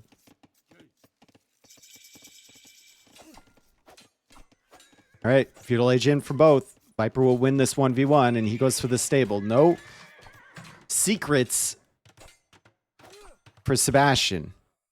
He sees the stable. He'll go for an eagle, go for a spearman, and he'll make an archer range.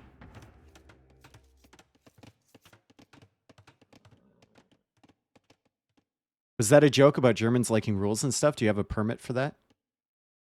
Where is your license? In Norway, you need a license for owning a TV. Okay. It's a very weak scout. But it's still useful. Viper will get info on where the positions are from Sebastian. He sees the gold. He sees that he has loom now. And he's scouting this way with the scout as well. So if I know Viper, he's probably looking at relic locations right now, even this early. The army is actually coming from this side for Sebastian. So it's going to be Eagle, Skirmisher, Spearman. And Skirmisher's already out in response for Viper. He gets loom. Delayed that for quite a long time. And this villager should be fairly safe back here. Because the scouts are coming home. TV watchers in shambles. Imagine you needed a license to be able to watch me stream AoE 2. Crazy, dude. You needed to be Dave AoE certified.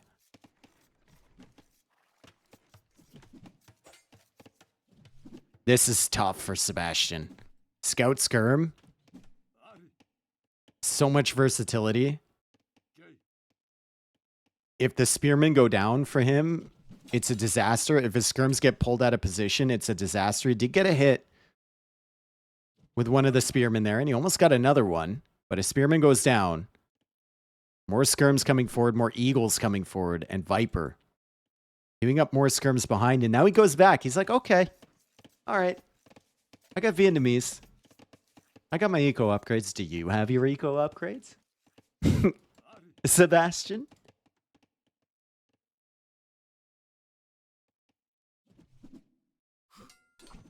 Uh-oh. Bad fight for Viper there for sure. Takes 2 hits from the spearman, and 2 of those scouts are very weak. And now the skirmisher's going down too. There is extra HP on these Vietnamese skirmishers. But Viper, you know, losing track a little bit there with the scouts. Opens the door for Sebastian to come forward. Viper getting fletching. Defender's advantage now for him, but Sebastian still has more skirms. He needs to, once he clears these spearmen, this fight is over. So, critically, Sebastian needs to keep these spears alive. Or just pick away at those scouts long enough so the eagles can deal with them. Oh, Viper. Going after the skirms instead. Sebastian expected him to pick away at the spearmen, and that's why he was pulling the spears away. Viper just skips the step completely and goes after the skirmishers. And he's still tracking this whole army. 6 seconds of idle TC time only from Sebastian. 38 from Viper. Kind of tough to go scout skirm, especially when you're kicked off the berries. But he's got 4 vills in the queue now, so he should be fine. And the infantry armor on the way for Sebastian. Lots of eagles here from him. Lots of eagles. Still only 1 barracks. They produce slow in feudal age, but he will be the one applying the pressure. Viper is not interested. He's simply sitting at home in defense. Might even get wheelbarrow here soon with Vietnamese. I think there's an argument for that. 175 food, right? Doesn't cost any wood, and it comes in twice as fast. As now Viper breaks through this wall. He's in on the berries. Sebastian might be the one losing villagers, but the scouts are out of position. Viper needs to run, maybe. It's too late. She needs to run for sure. And she survives. And meanwhile, Viper, lack of scouts, hurting him at home. He's trying to take out the eagles. They have the +1 armor. The skirms aren't enough to fight these back, but he does have villagers involved, and he's got enough skirms and a scout coming out to potentially deal with this. No spearmen left from Sebastian, and the eagles produce so slowly. The Viper should still be fine. Jeez. Close game, and Viper gets wheelbarrow. It's probably a good decision, right? Usually you want to avoid wheelbarrow Not for the cost, but just the simple time that it takes.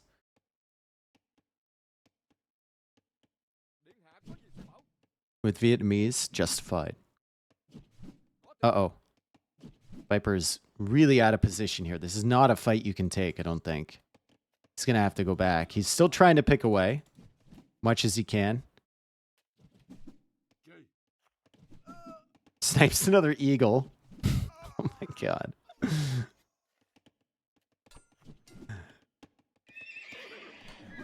Double barracks eagle production for Sebastian.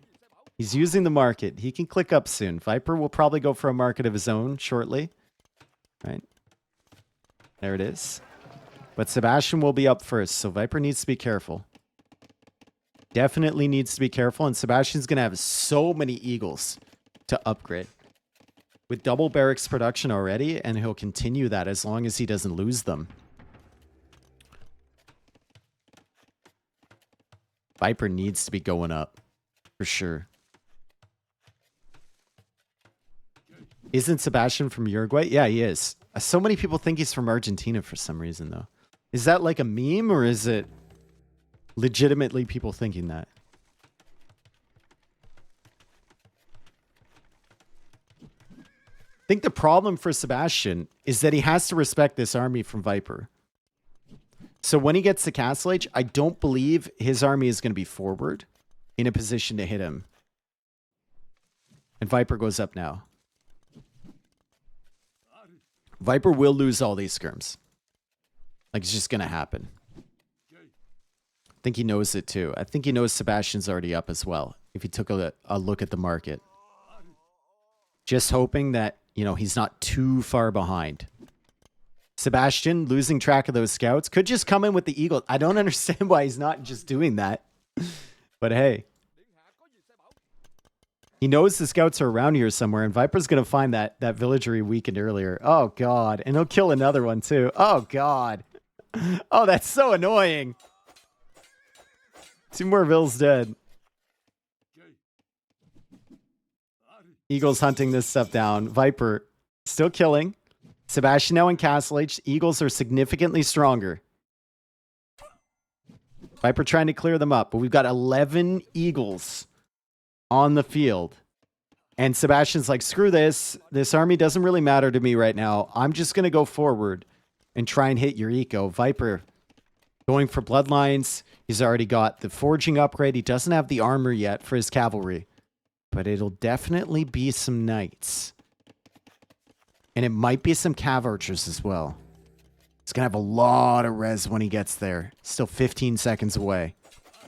This is good from him, though. Clearing up some eagles.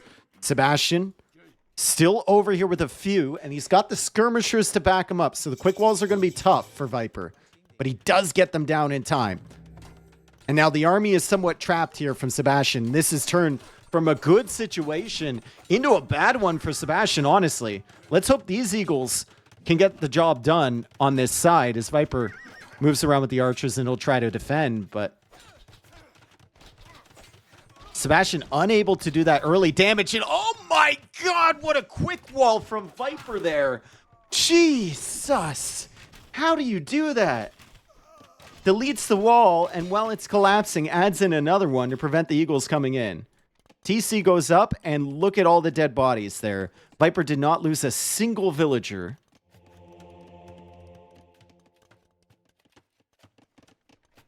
And Viper still has crossbows alive. Viper has knights coming out. Sebastian's got to be thinking like, dude, what do I have to do to beat this guy?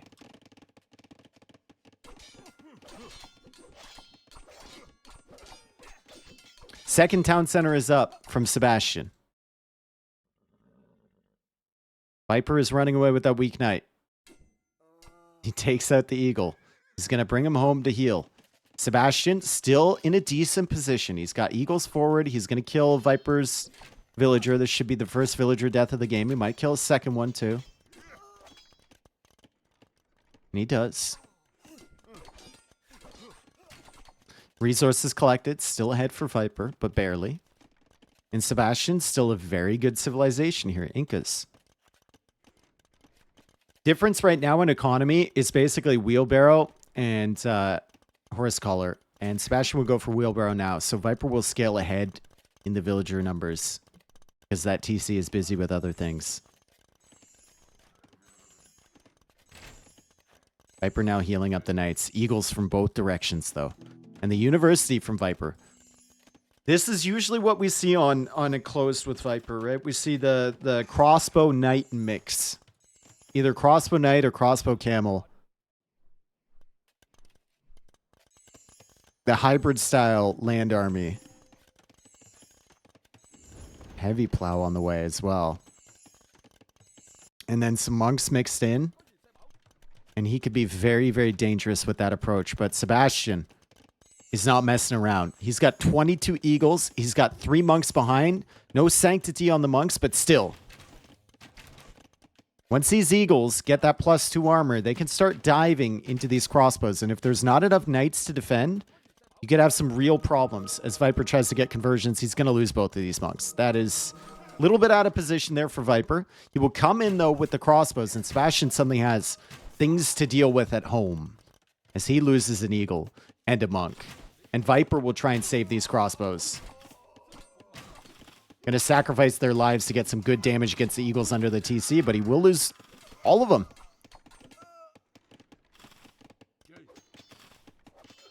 Meanwhile, knights pushing forward on the eagles. Crossbows still here. +2 armor still not in from Sebastian. That could be a big problem because it also affects your villagers, right? I feel like that armor is critical. It helps your vills as well as the eagles. And there it is. He has to buy resources for it.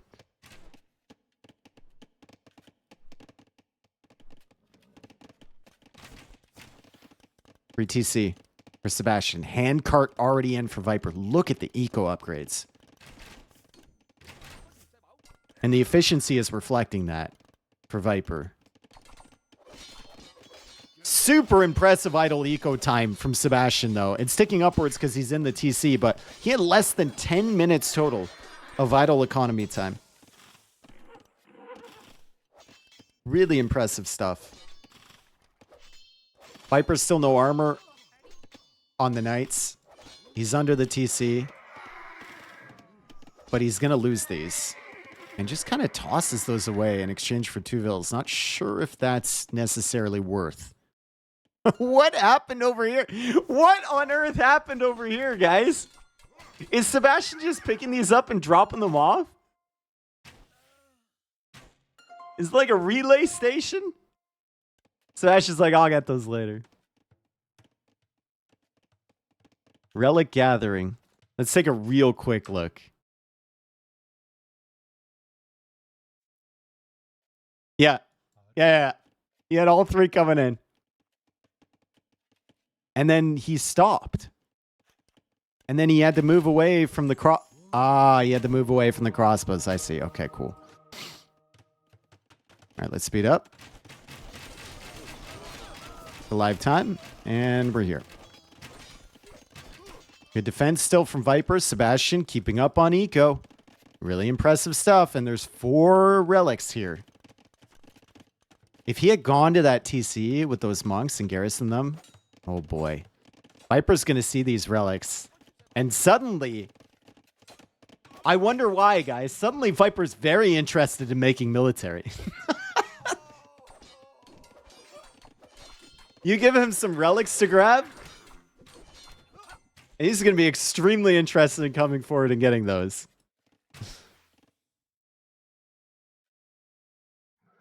Classic. Also fighting away these eagles over on this side. Gonna try for the conversions there? No, he wants to grab this relic first. Sends another knight.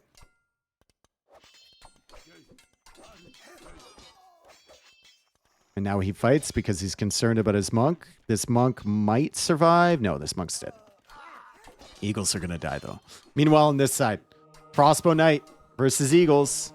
Viper struggling to find a good position for his knights that isn't being converted by the monks from behind. And Viper gives up his army over here. Sebastian doing a wonderful job to clear this. He did lose another monk, though, so Viper's still preventing those relics from coming in. And he needs to mass up crossbows again. He's really struggling to get these relics in, guys. Sebastian controlling everything with his movement so far.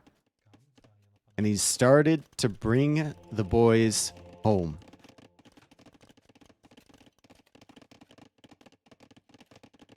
Switch to normal speed to avoid spoilers at the end. I'm literally on 1x speed, bro. I'm good. Nice raids here from Viper. +2 armor is helping the Vills, though. Couple extra hits from the Knights gives you more time to react. There is a weak one here. Viper sees that. There's more weak ones all over the place. 8-2 Eco KD. It's not that big at the moment. And Viper, once again, out of position with the crossbows. I think these relics are in his head. They're forcing him to try and come forward here. Does snipe an eagle, though, and he's got the monks, and he's got a lot of crossbows here. Risky situation for Sebastian. You can't fight that army. Very, very difficult army to fight on the side.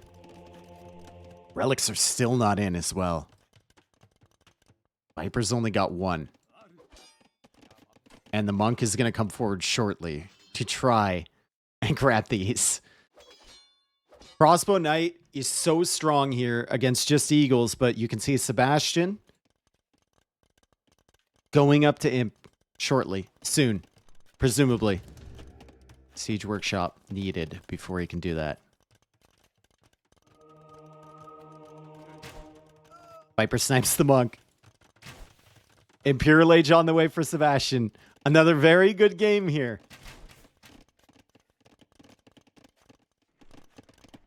And Viper might be able to snipe another monk over here. He does have devotion.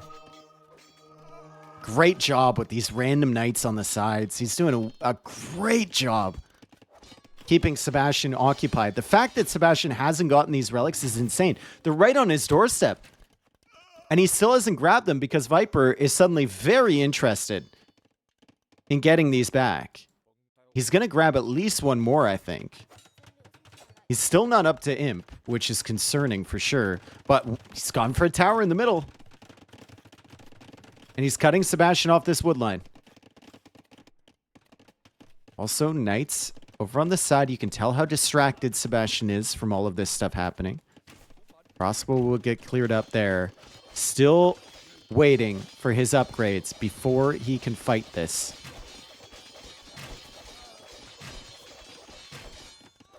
When Viper sees Imperial Age come in, I don't know what you do. I don't think you can make it home in time, can you? Still a minute away from that.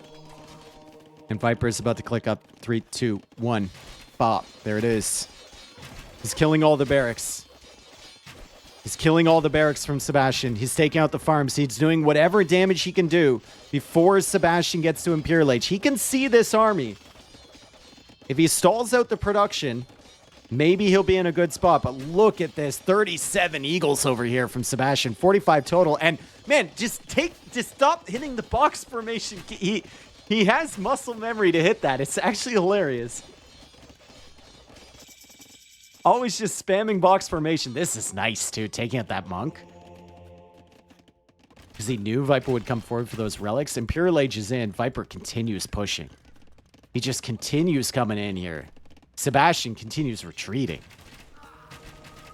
Viper trying to get as much damage as he possibly can before those upgrades come in for Sebastian. And he wants a castle over here to fall back to.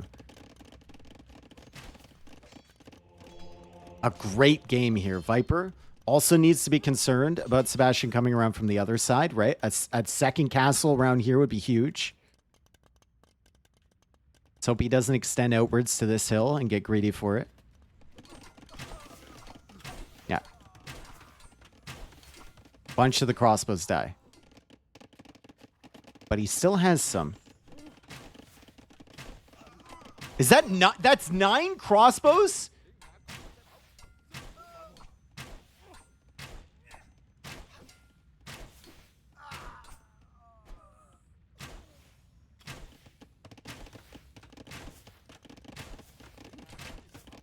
This is a Chukanu, bro.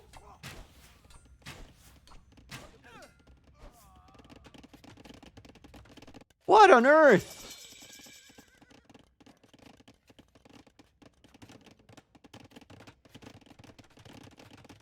Report Viper for bug abuse? I mean, I don't know if that was intentional.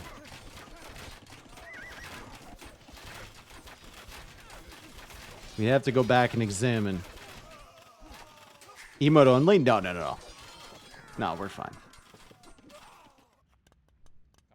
More villagers dying on this side.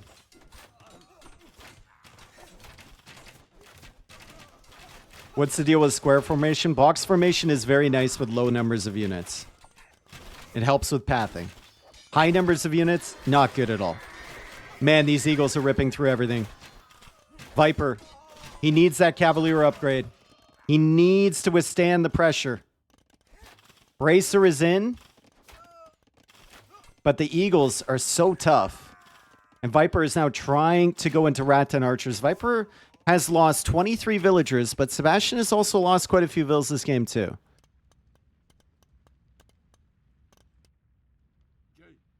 Viper losing another vill. But he's going for a castle inside of his eco. Smart. 125 villagers for him, and he's weathered the storm initially. And now Sebastian might be in a rough position with Viper having Rattan archers and Cavalier. We're going to need some solutions to that if you're Sebastian. Viper, I think, will be quite happy with the way things turned out there. Right? There's a world in which you lose like 50 villagers against this, but he's got castles set up. He only lost 20. And now he's got Rattans with full range upgrades. Still no armor upgrades on them. As he goes for gates on this side. Beautiful job.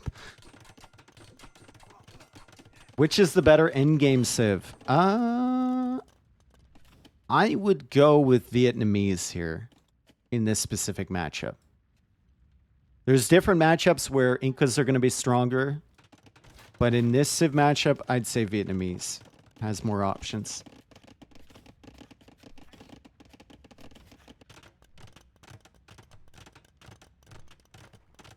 If Viper can keep himself secure. Final wood upgrade coming in for him. Capped ram on the way for Sebastian. Maybe siege ram. That'd be quite a push. Viper would struggle to stop.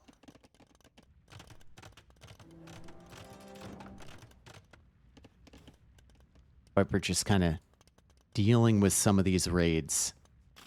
Trying to lock down his map. Now has Cavalier. Looking for villager kills. 183 population. It's the calm before the storm in game 5.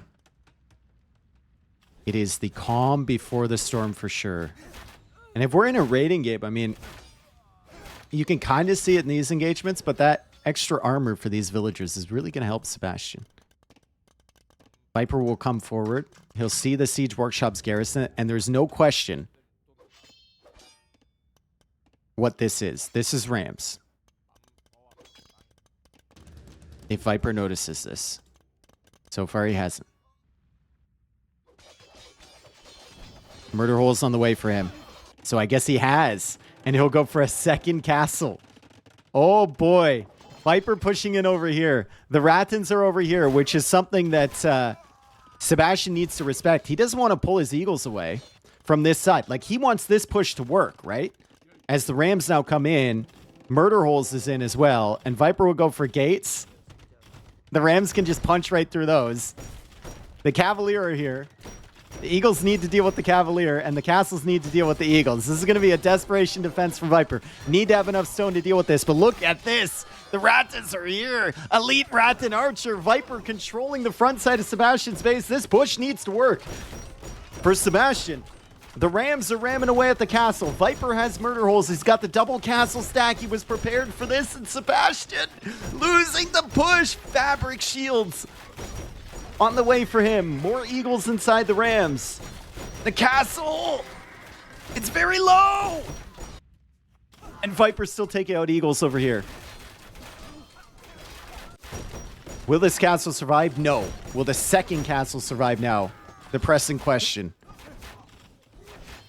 Viper selling wood. Going for the armor. Takes out a ram. Repairs the castle. Tries to take out another ram here. More rams on the way. Meanwhile, the Rattan archer army dying. Fabric shields is huge. That's 10 pierce armor. And the ram push is insane from Sebastian. Viper still trying to defend the castle. Vietnamese castles are very bad. And he might have done it. He might have done it. Who knows? Still eagles here from Sebastian. What a push from Sebastian as Viper continues to try and hit and run with these Rattans over here, all while he's trying to defend on this side. And the castle falls. What a push from Sebastian. Unbelievable. And he kept himself alive back there. Beautiful job. Light Cav now on the way. Over here, no blast furnace is really going to hurt against Inca vills. But, I mean, that should still be a bunch of dead vills. Viper's at 121 villagers. And the ram's still coming.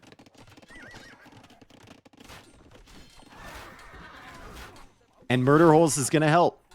Murder Holes is definitely going to help here.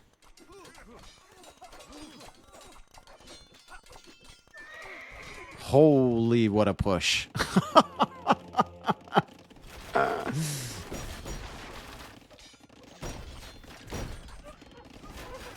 Sebastian still has gold for Eagles, right? Surely he's got some on gold over here. He's got 41 on total on gold. Where else is he taking it from? Over here. If he runs out of gold, if Viper can weather the storm, there's serious potential here for Viper. And you can see him massing up his Rattans once again. They're doing 1 damage to these Eagles.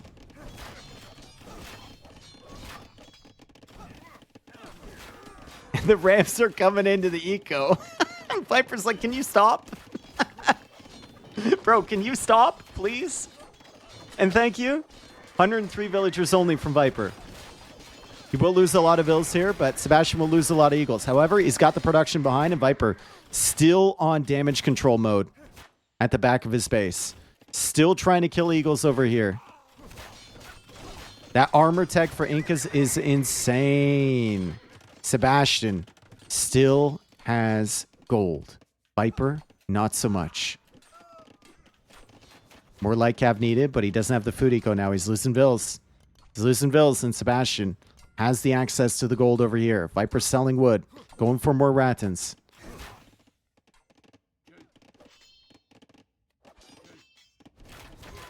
Paper money could be huge. Another monastery could be huge. I'm not certain how much paper money costs, though. As Viper now sends more Lycav out to that gold. And critically losing Rattans over here. He's trying to mass those up. What a push from Sebastian with the Rams. Great response from him. Maybe learn something from that Slavs game he played, right?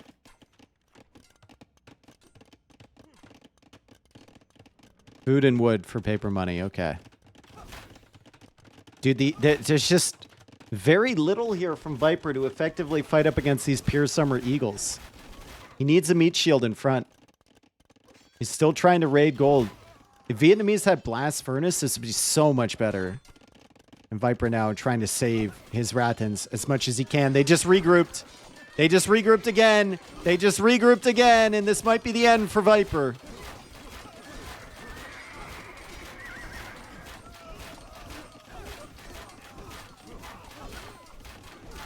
He has no gold to replace these with. GG called. Sebastian takes the game. 3-2 in favor of Viper. And that was a close one. Really well played from Sebastian. Really well played. Let's take a look at what happened over here with these crossbows.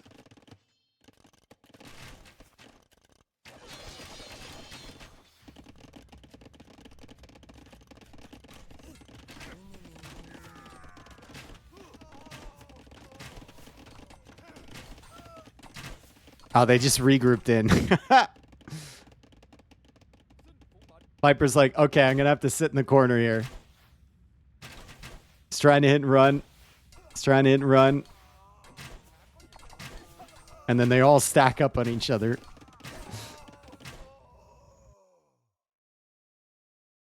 Should have maybe gone champs. It's tough, right? He was behind a Castle Age. He was behind Imp. I think Viper did a really good job that game, but obviously Sebastian was just on top of it. He had the timings down. Also, that ram push was insane. Crazy ram push. Really great problem solving there from Sebastian to figure that one out.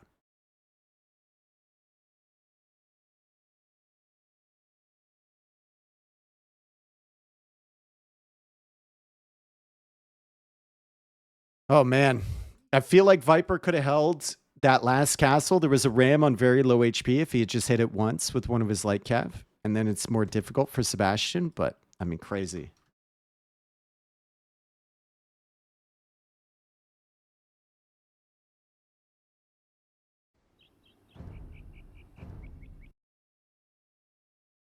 Raupel.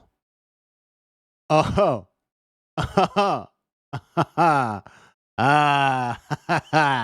We've got, okay, which one do you, are you guys, because I know we all think about the Roman Empire a lot, right? We think about it a lot.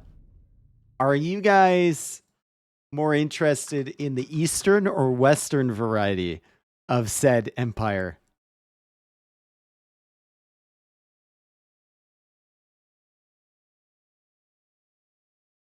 Oh shit, you realize what's happening then. You know what's happening. Eastern, Western, in the Republic, you're a little early, or yeah, a little early for AW2. Think about republics. Thing was gone. Nope, not Romans, sorry. Nope. Which one? Incas, there we are. It's going to be Byzantines against Romans on Graupel. One of these civs is way better than the other. Romans are better early. I'll give them that much. But late game, I don't know. I think Romans really struggle against bombard cannon civs. Really struggle against bombard cannon civs, for sure. If it gets to late game, I mean, it's Graupel, so it probably will. It probably will.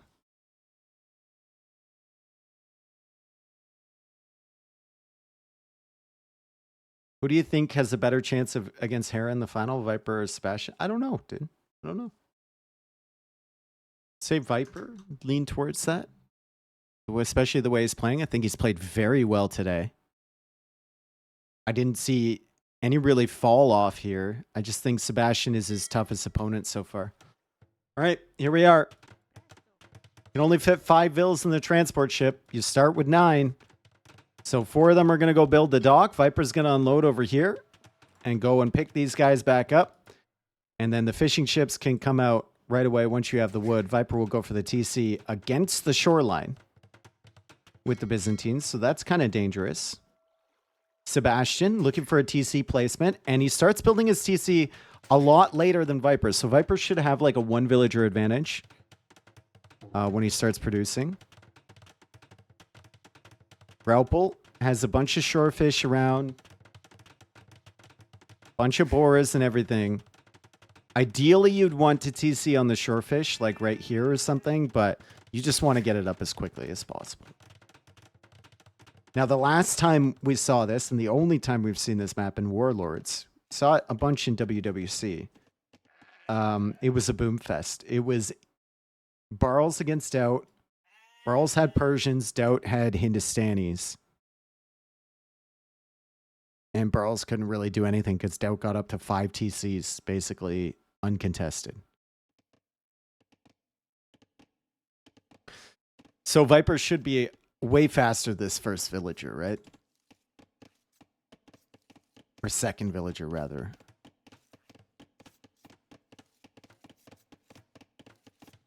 Yeah, he's about 50% of a villa ahead. So it's not the biggest deal. Not the biggest deal at all. Both players now trying to scout around for the sheep. which they can then put in the transport ship and bring home. Not the most important thing. Viper using his sheep to scout the extra resources. And does he see the boars? He doesn't see this one. He's looking over here because he sees the boar right there. Awesome. Looking on this side, let's take a look at Sebastian. Has one boar under his TC. Viper with some idle TC time here, mixing it in. And Sebastian has another boar over there. And doesn't see anything past that. So this boar is still hidden, and he'll need to go out for the mill first.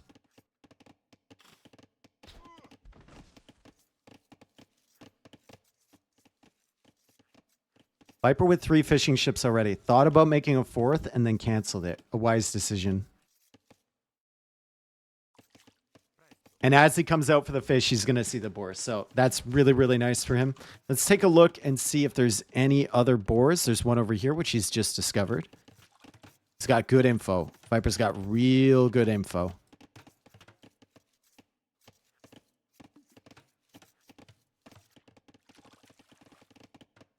Ooh, all right. All right. Which form of the Roman Empire do you like better? I mean, the tech tree for Byzantines just has to be better here, right? But the Roman eco bonus will scale really nicely early. You can see it already from Sebastian, although Viper probably has a bunch of food waiting to drop off. So the resources collected still fairly even.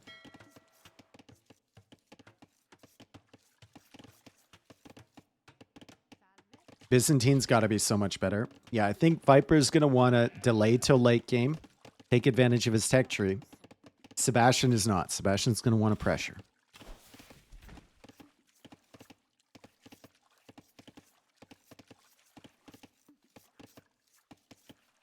You should have heard your mom last Really night. cool Sounds Civ like matchup, every though. night when I pull a surprise visit, she was like, Really, really cool.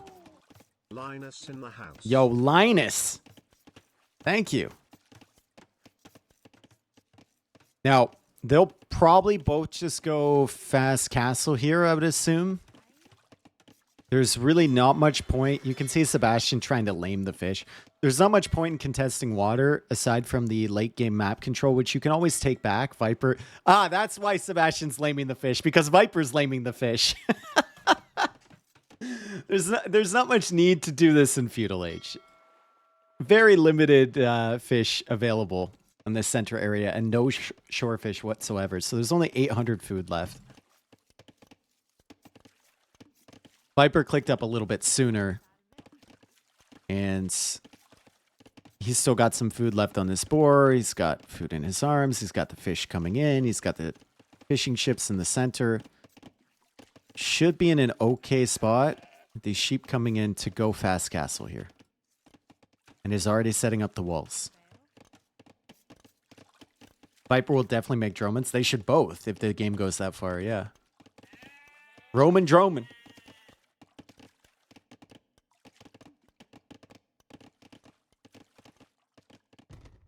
Big walls from Viper. Wants as much space as possible to boom. He'll get to the Feudal Age, 2 vills in the queue, 600 food in the bank. And he'll have more than enough gold. So let's see if he's judged this correctly.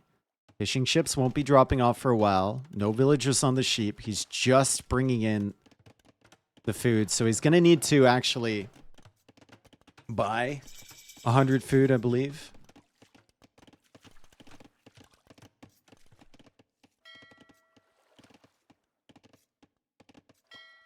He actually queues up an additional vill because he was only making the market with 1 villager.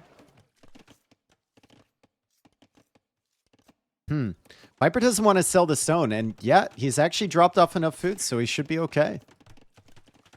He should be okay, even without buying. Let's take a look at Sebastian. He went up slightly later. He's got the Romans as well, so he actually clicks up first to Castle Age because Viper had to go for that 1 additional villager. Meanwhile, fire galleys are in the center, and Viper has only made 1. Sebastian has not. Sebastian really tried to greed his way to Castle Age. So Vipers should be in a position to take out these fish from him and retain some water control. I think it's a tough argument to go for a fire galley if you're Sebastian here, especially with 0 on gold. He thought about it. He had a couple on there. But you just give up water control. There's no fish left. There's 400 food left in fish. Not worth.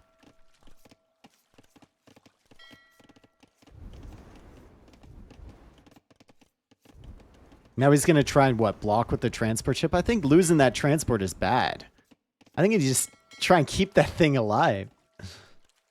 Who knows?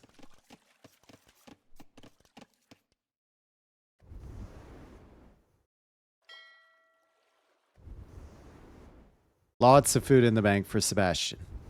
Only enough resources currently to go for 1 TC, but he should have enough to go for 2 when he gets to Castle Age. And he's done a good job with this fish. Getting away. And buying himself some more time to bring in some more food on this side of Sebastian. Just stop, dude. Just stop. I know you got nothing to do. You're going up to Castle Age, but come on, man. Is this a water map? It's classified as a nomad map because you start in the middle on this little ice flow. Castle Age in from Sebastian. Second town center, third town center. For what, though? Like, what are we going into long-term against Byzantines? There's a monastery from Viper. Second TC. Probably go for the wood upgrade over the third TC, but we'll keep an eye on it. Still hasn't gotten it, so might go third TC first. Maybe like over here. Still taking out the fish, which is something. It'll keep his score ahead, and there's the second wood upgrade. Res collected, slightly ahead for Sebastian. Unsurprising, extra 5% on everything.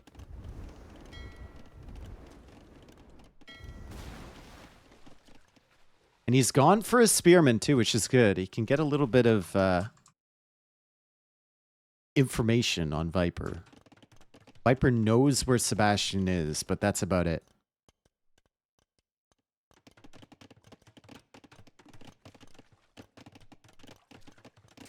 Third TC.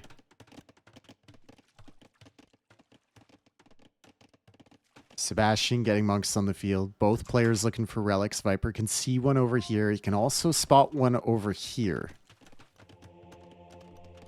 And one spearman is not enough to stop a monk. That is a convertible unit.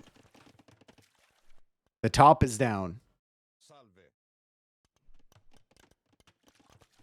Are you planning to cast the Rage Forest tourney? It all depends. Yes, but it all depends on how laggy the late games are for me. Because Black Forest late games get super laggy with Capture Age.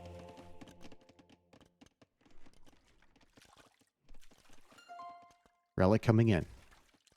I wouldn't want to have this map every game because there's not much early game action, but I do love maps like this that let us get into the late stages and we can see a full Civ matchup with a full economy behind.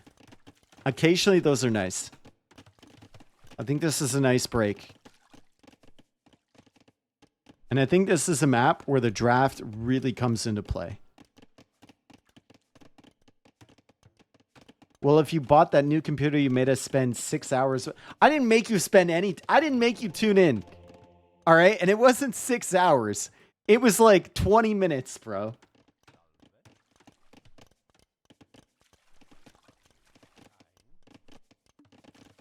All right.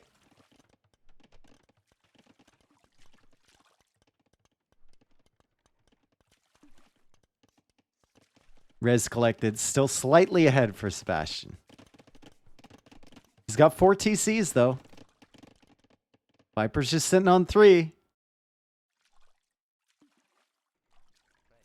And Viper's still looking for relics. He's got 1. Will he be able to see this one? Maybe. Yes. Yep. And he's added the scout, too. Which means that the relic advantage will be for Viper. The scouts are the reason that Viper is still on 3 TC here instead of 4. But it's also the reason that he's going to be able to grab this one. And then he's going to be able to grab this one. And we're going to have 3 relics here for Viper. I'm not sure how many are on this map overall. Only 1 so far for Sebastian. Viper might be bringing another one in. Okay, 4 for Viper. Oof. There might be an argument to move this monastery back here at some point.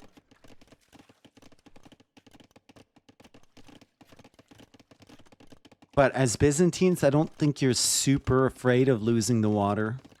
I don't think you're super afraid of losing the land here against Romans either.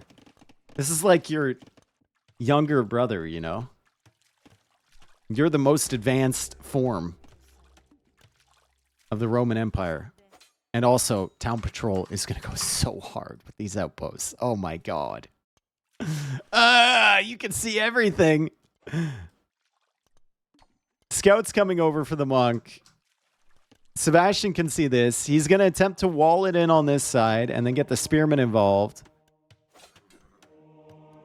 But Viper will simply run back here. Sebastian not able to block. It was a good attempt. And Viper will convert the spearmen, and that means this villager is... Sebastian, okay. That's funny, right? Because he's like, I'd rather die on my own terms. He thought he was being converted. And that monk was probably going to switch the conversion over to that vill. But that is funny that he deleted that. Are Roman Scorps any good? They are, but not against Byzantines. Imperial Age is on the way for Sebastian. Viper still has his fire galley here, which could be good. Viper has so much scouting over here.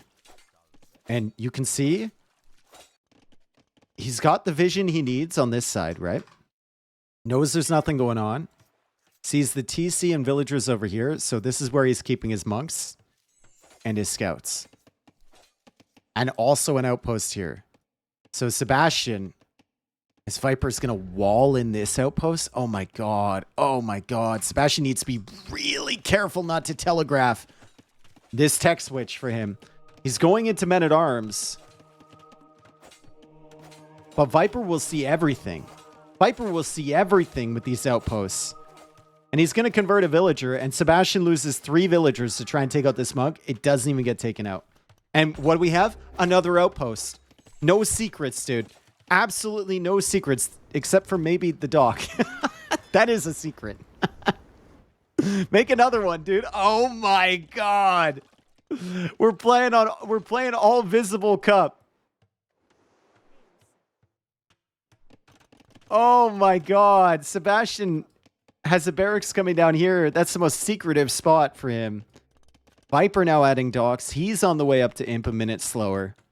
And he's still causing problems and headaches over on this side. But Sebastian will clear that up. Good job from him.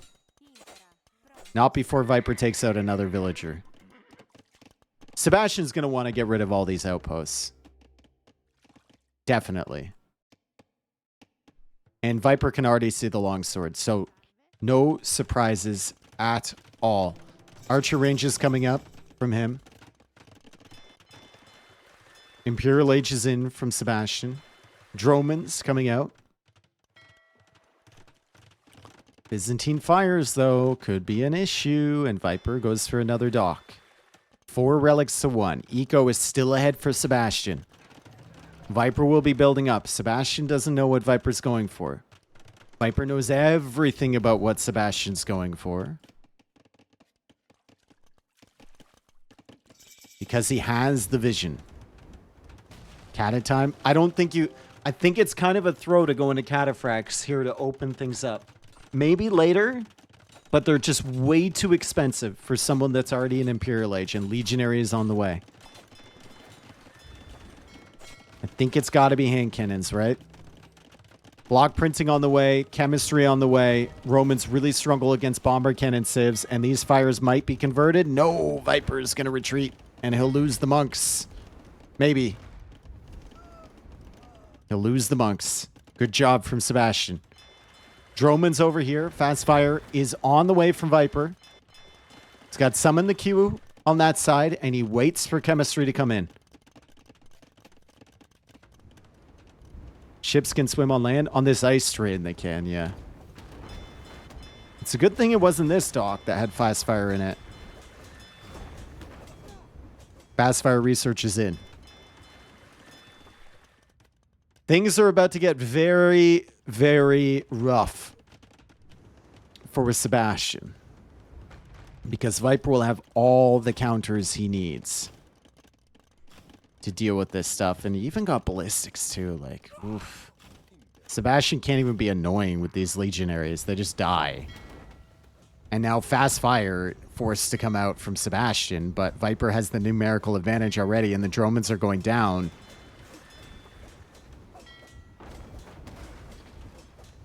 Sebastian actually hits his own ships with that volley. Loses one. Losing some more. Legionaries spreading out, looking for opportunities, but the hand cannons are here.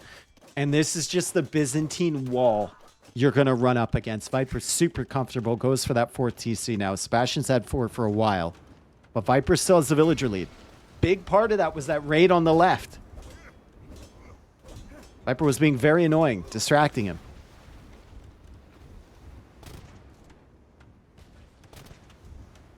Byzantines are absolutely unbreakable at this point. It's going to be so tough, dude.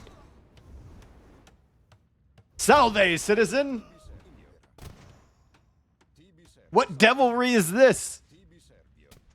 Gunpowder?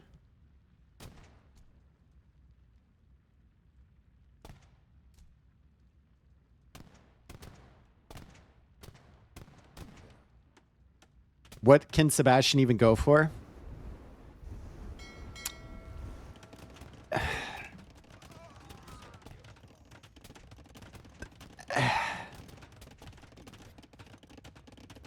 Nothing. GG, good luck final. And you might be sitting here and thinking Sebastian has 118 vills, 134 pop. He still hasn't taken any damage. But honestly, this is about as GG as it can get. And if we're talking about Civ matchups, I don't know if I would have quit that early, but Sebastian's probably running it through in his mind, and he's thinking there's absolutely nothing I can do. Viper winning 4-2. Sebastian looking really good here. And yeah, this was just not a good Civ pick on Graupo. Remember, this was Viper's home map. Sebastian maybe showing a little bit of an experience with the civilization pick, knowing Viper has Byzantines. But yeah, when you asked me, like, what can Romans even do at this point? I couldn't come up with an answer, man. And I think Sebastian was in the same boat. He couldn't come up with an answer. I think that's a really justified early GG. Crazy, bro. Viper continues to be amazing this tournament. I haven't seen this level of Viper in years, maybe. Sebastian gave it such a good run. His first deep run in an S tier, and he makes it to semifinals. And he takes 2 games off of a peak Viper. That's insane. He beat Mr. Yo. He beat Vinchester. We're going to hop into the interview, but credit to Sebastian. Everyone clap for Sebastian in the chat. We're going to see a lot more of this guy. He's not going away. Guys, he's only going to get better, which is frightening. That's very scary.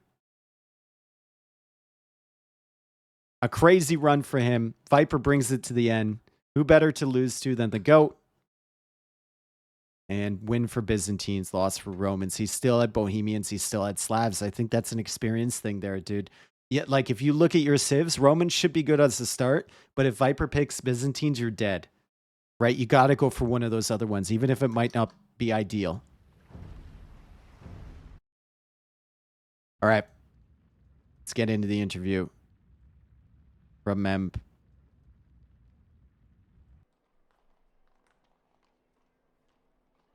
Here. Let me see. I'm muted. Felt today in in the whole set. I think the last game as well wasn't that smooth. There was some sloppy, like my macro wasn't really on point. Okay, Got dude. housed a few times and so forth. Alpine, I was too greedy, did horse color as well instead of a second range or blacksmith. So like I just set myself up for suicide there. But otherwise, like even the enclosed map that I lost, I still think I played pretty well. I didn't set up castles fast enough in my economy. But yeah, overall, it was a good performance.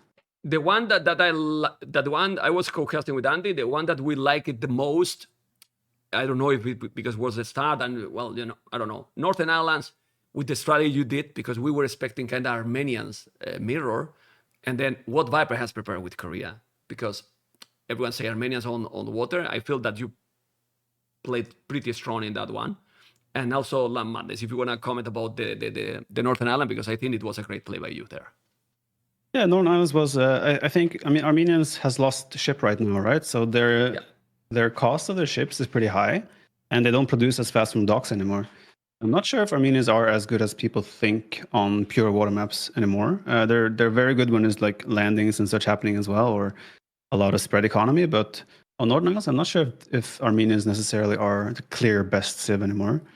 But obviously, the game plan went exactly as I wanted. I was surprised to see him go 3 docks so fast, but I was very happy to see it because then I knew right away, okay, this is going to be maybe even better than I anticipated. So yeah, no, everything just went according to plan. And the second I got ship right in, I got the towers on his side of the island, and then it just felt like it was a matter of time because he would not be able to access the wood on the top side. And that's a weakness for Armenians as well, right? You don't have bomber cannons or anything like that to deal with the land. So yeah, Koreans are really good. Also for Land Madness, it felt that you were really on point with the decisions. When to sneak the army, because it was a quite fast game Land Madness can be fast, but we have seen a lot of games that go longer games, then you expand all over, but you took a couple of decisions and kind of finish off really quick, that one. Yeah, he was trying to find damage the whole village, right? Which is what you do with Magyars, because Magyars get the initiative. So I just needed to ride the wave of the initial pressure from him, and eventually Malian's economy does get better, right? It's better from the start, but Magyars just have the initiative with free forging and the cheaper scouts. So I felt like as long as I don't take too much damage in the opening, then Malians should be better. Okay, this is going to be more or less a question from Andy, because I was discussing with Andy Alpine. For the strategy that you tried to make, wouldn't it be better maybe not making the second archer range? Because at the end, you didn't use a lot both. And that probably delayed a little bit your cast each time. Just a bit. I don't know. What do you think about that? What was missing there in that game against Lithuanians? Oh, the Alpine.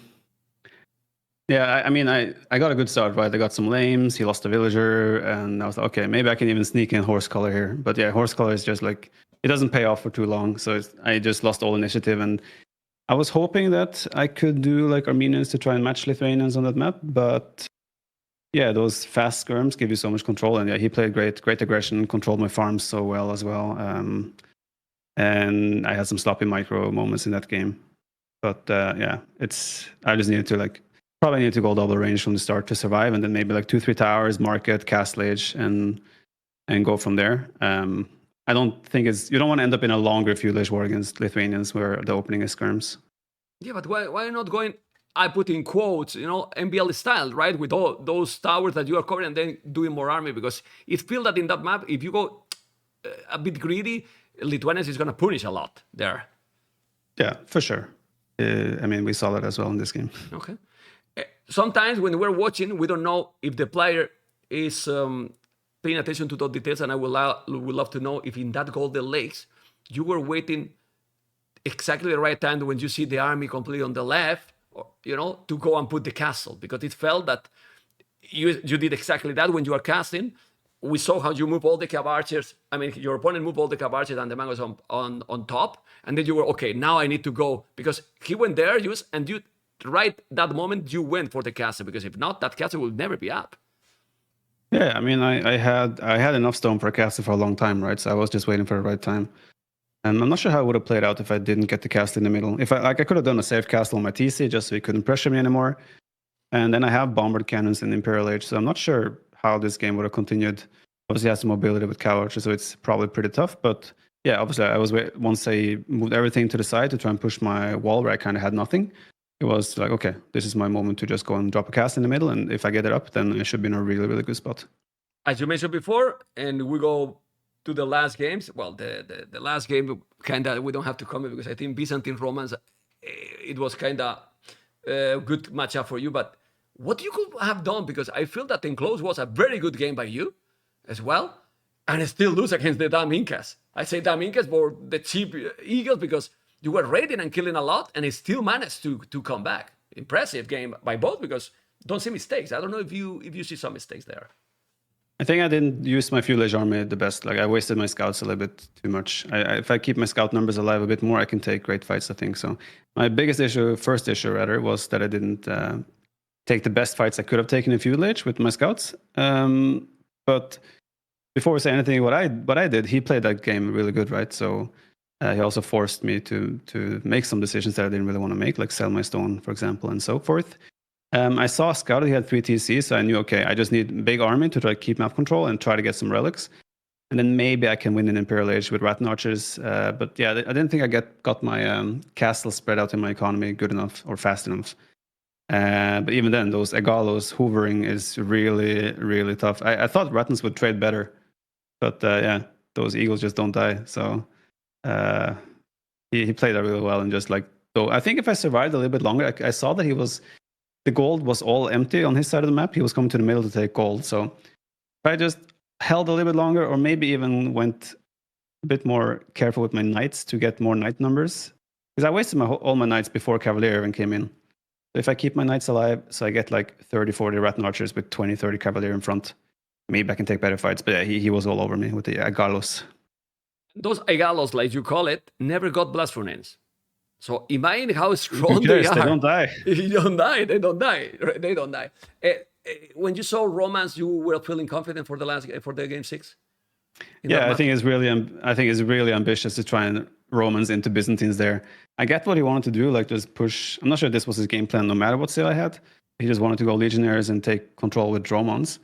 But I mean, Byzantines have better Dromons, better late game, better everything. So I felt like that was very ambitious that he played a boom game against Byzantines. Like I was thinking, okay, he surely must try some feudal age pressure or castle age pressure. But as he sat back and just boomed up, I was like, okay, well, I cannot lose this matchup in Imperial Age unless I mess up big time. So I felt pretty good about that. I know that is recurrent, that very repetitive, the question I'm going to make to you now, but I have to do it, because people will want to know if you have any preference for tomorrow or, if you want at this point, yeah, let's go. At this point, they're both my teammates, right? So may the best teammate win. But obviously, I've been a lot longer in the team with Tatos. I would love to see Tato in the final. And Hera has had a pretty good run against me lately. So he might be tougher. But I also want to try and have a go at Hera as well, right? So to see if I can take him down. So yeah, whoever wins, I'll be happy to face them. And I'm looking forward to the final tomorrow. Different kind of motivation, right? So it's good, no matter what. It's good, no matter what. There's a lot of people cheering for you, and as you know, you can tell whatever you want to many people that has been cheering and very happy. Come on, big dick energy here, Viper. I want to tell freaking Andy something because I was listening while we were drafting, and he said in front of thousands of people that he trained this strategy and he beat both me and Leary with it. He did not beat me with that strategy. Here we go. He's a lying snake. Okay, that was freaking Andy. To everyone else, thank you very much, everyone, for cheering for me. I really appreciate all the love and support. I feel that I see messages. Obviously, don't respond to everyone, but very happy about it and happy to be in the final. And tomorrow, it's gonna be fun. I will talk now with my co-caster, freaking Andy, and then we will see what we can say for the next tournament to Andy. Okay? Thank you, man. Take care. Bye-bye. Take care. Bye-bye. Oh, that was good. That was good. I want to, one of these times, I want to see Viper in that interview pre-finals just be like, bring it. I'm going to smash him. I'm going to destroy him. I want to see that Viper because it's in there. He doesn't show it very often, but it's in there.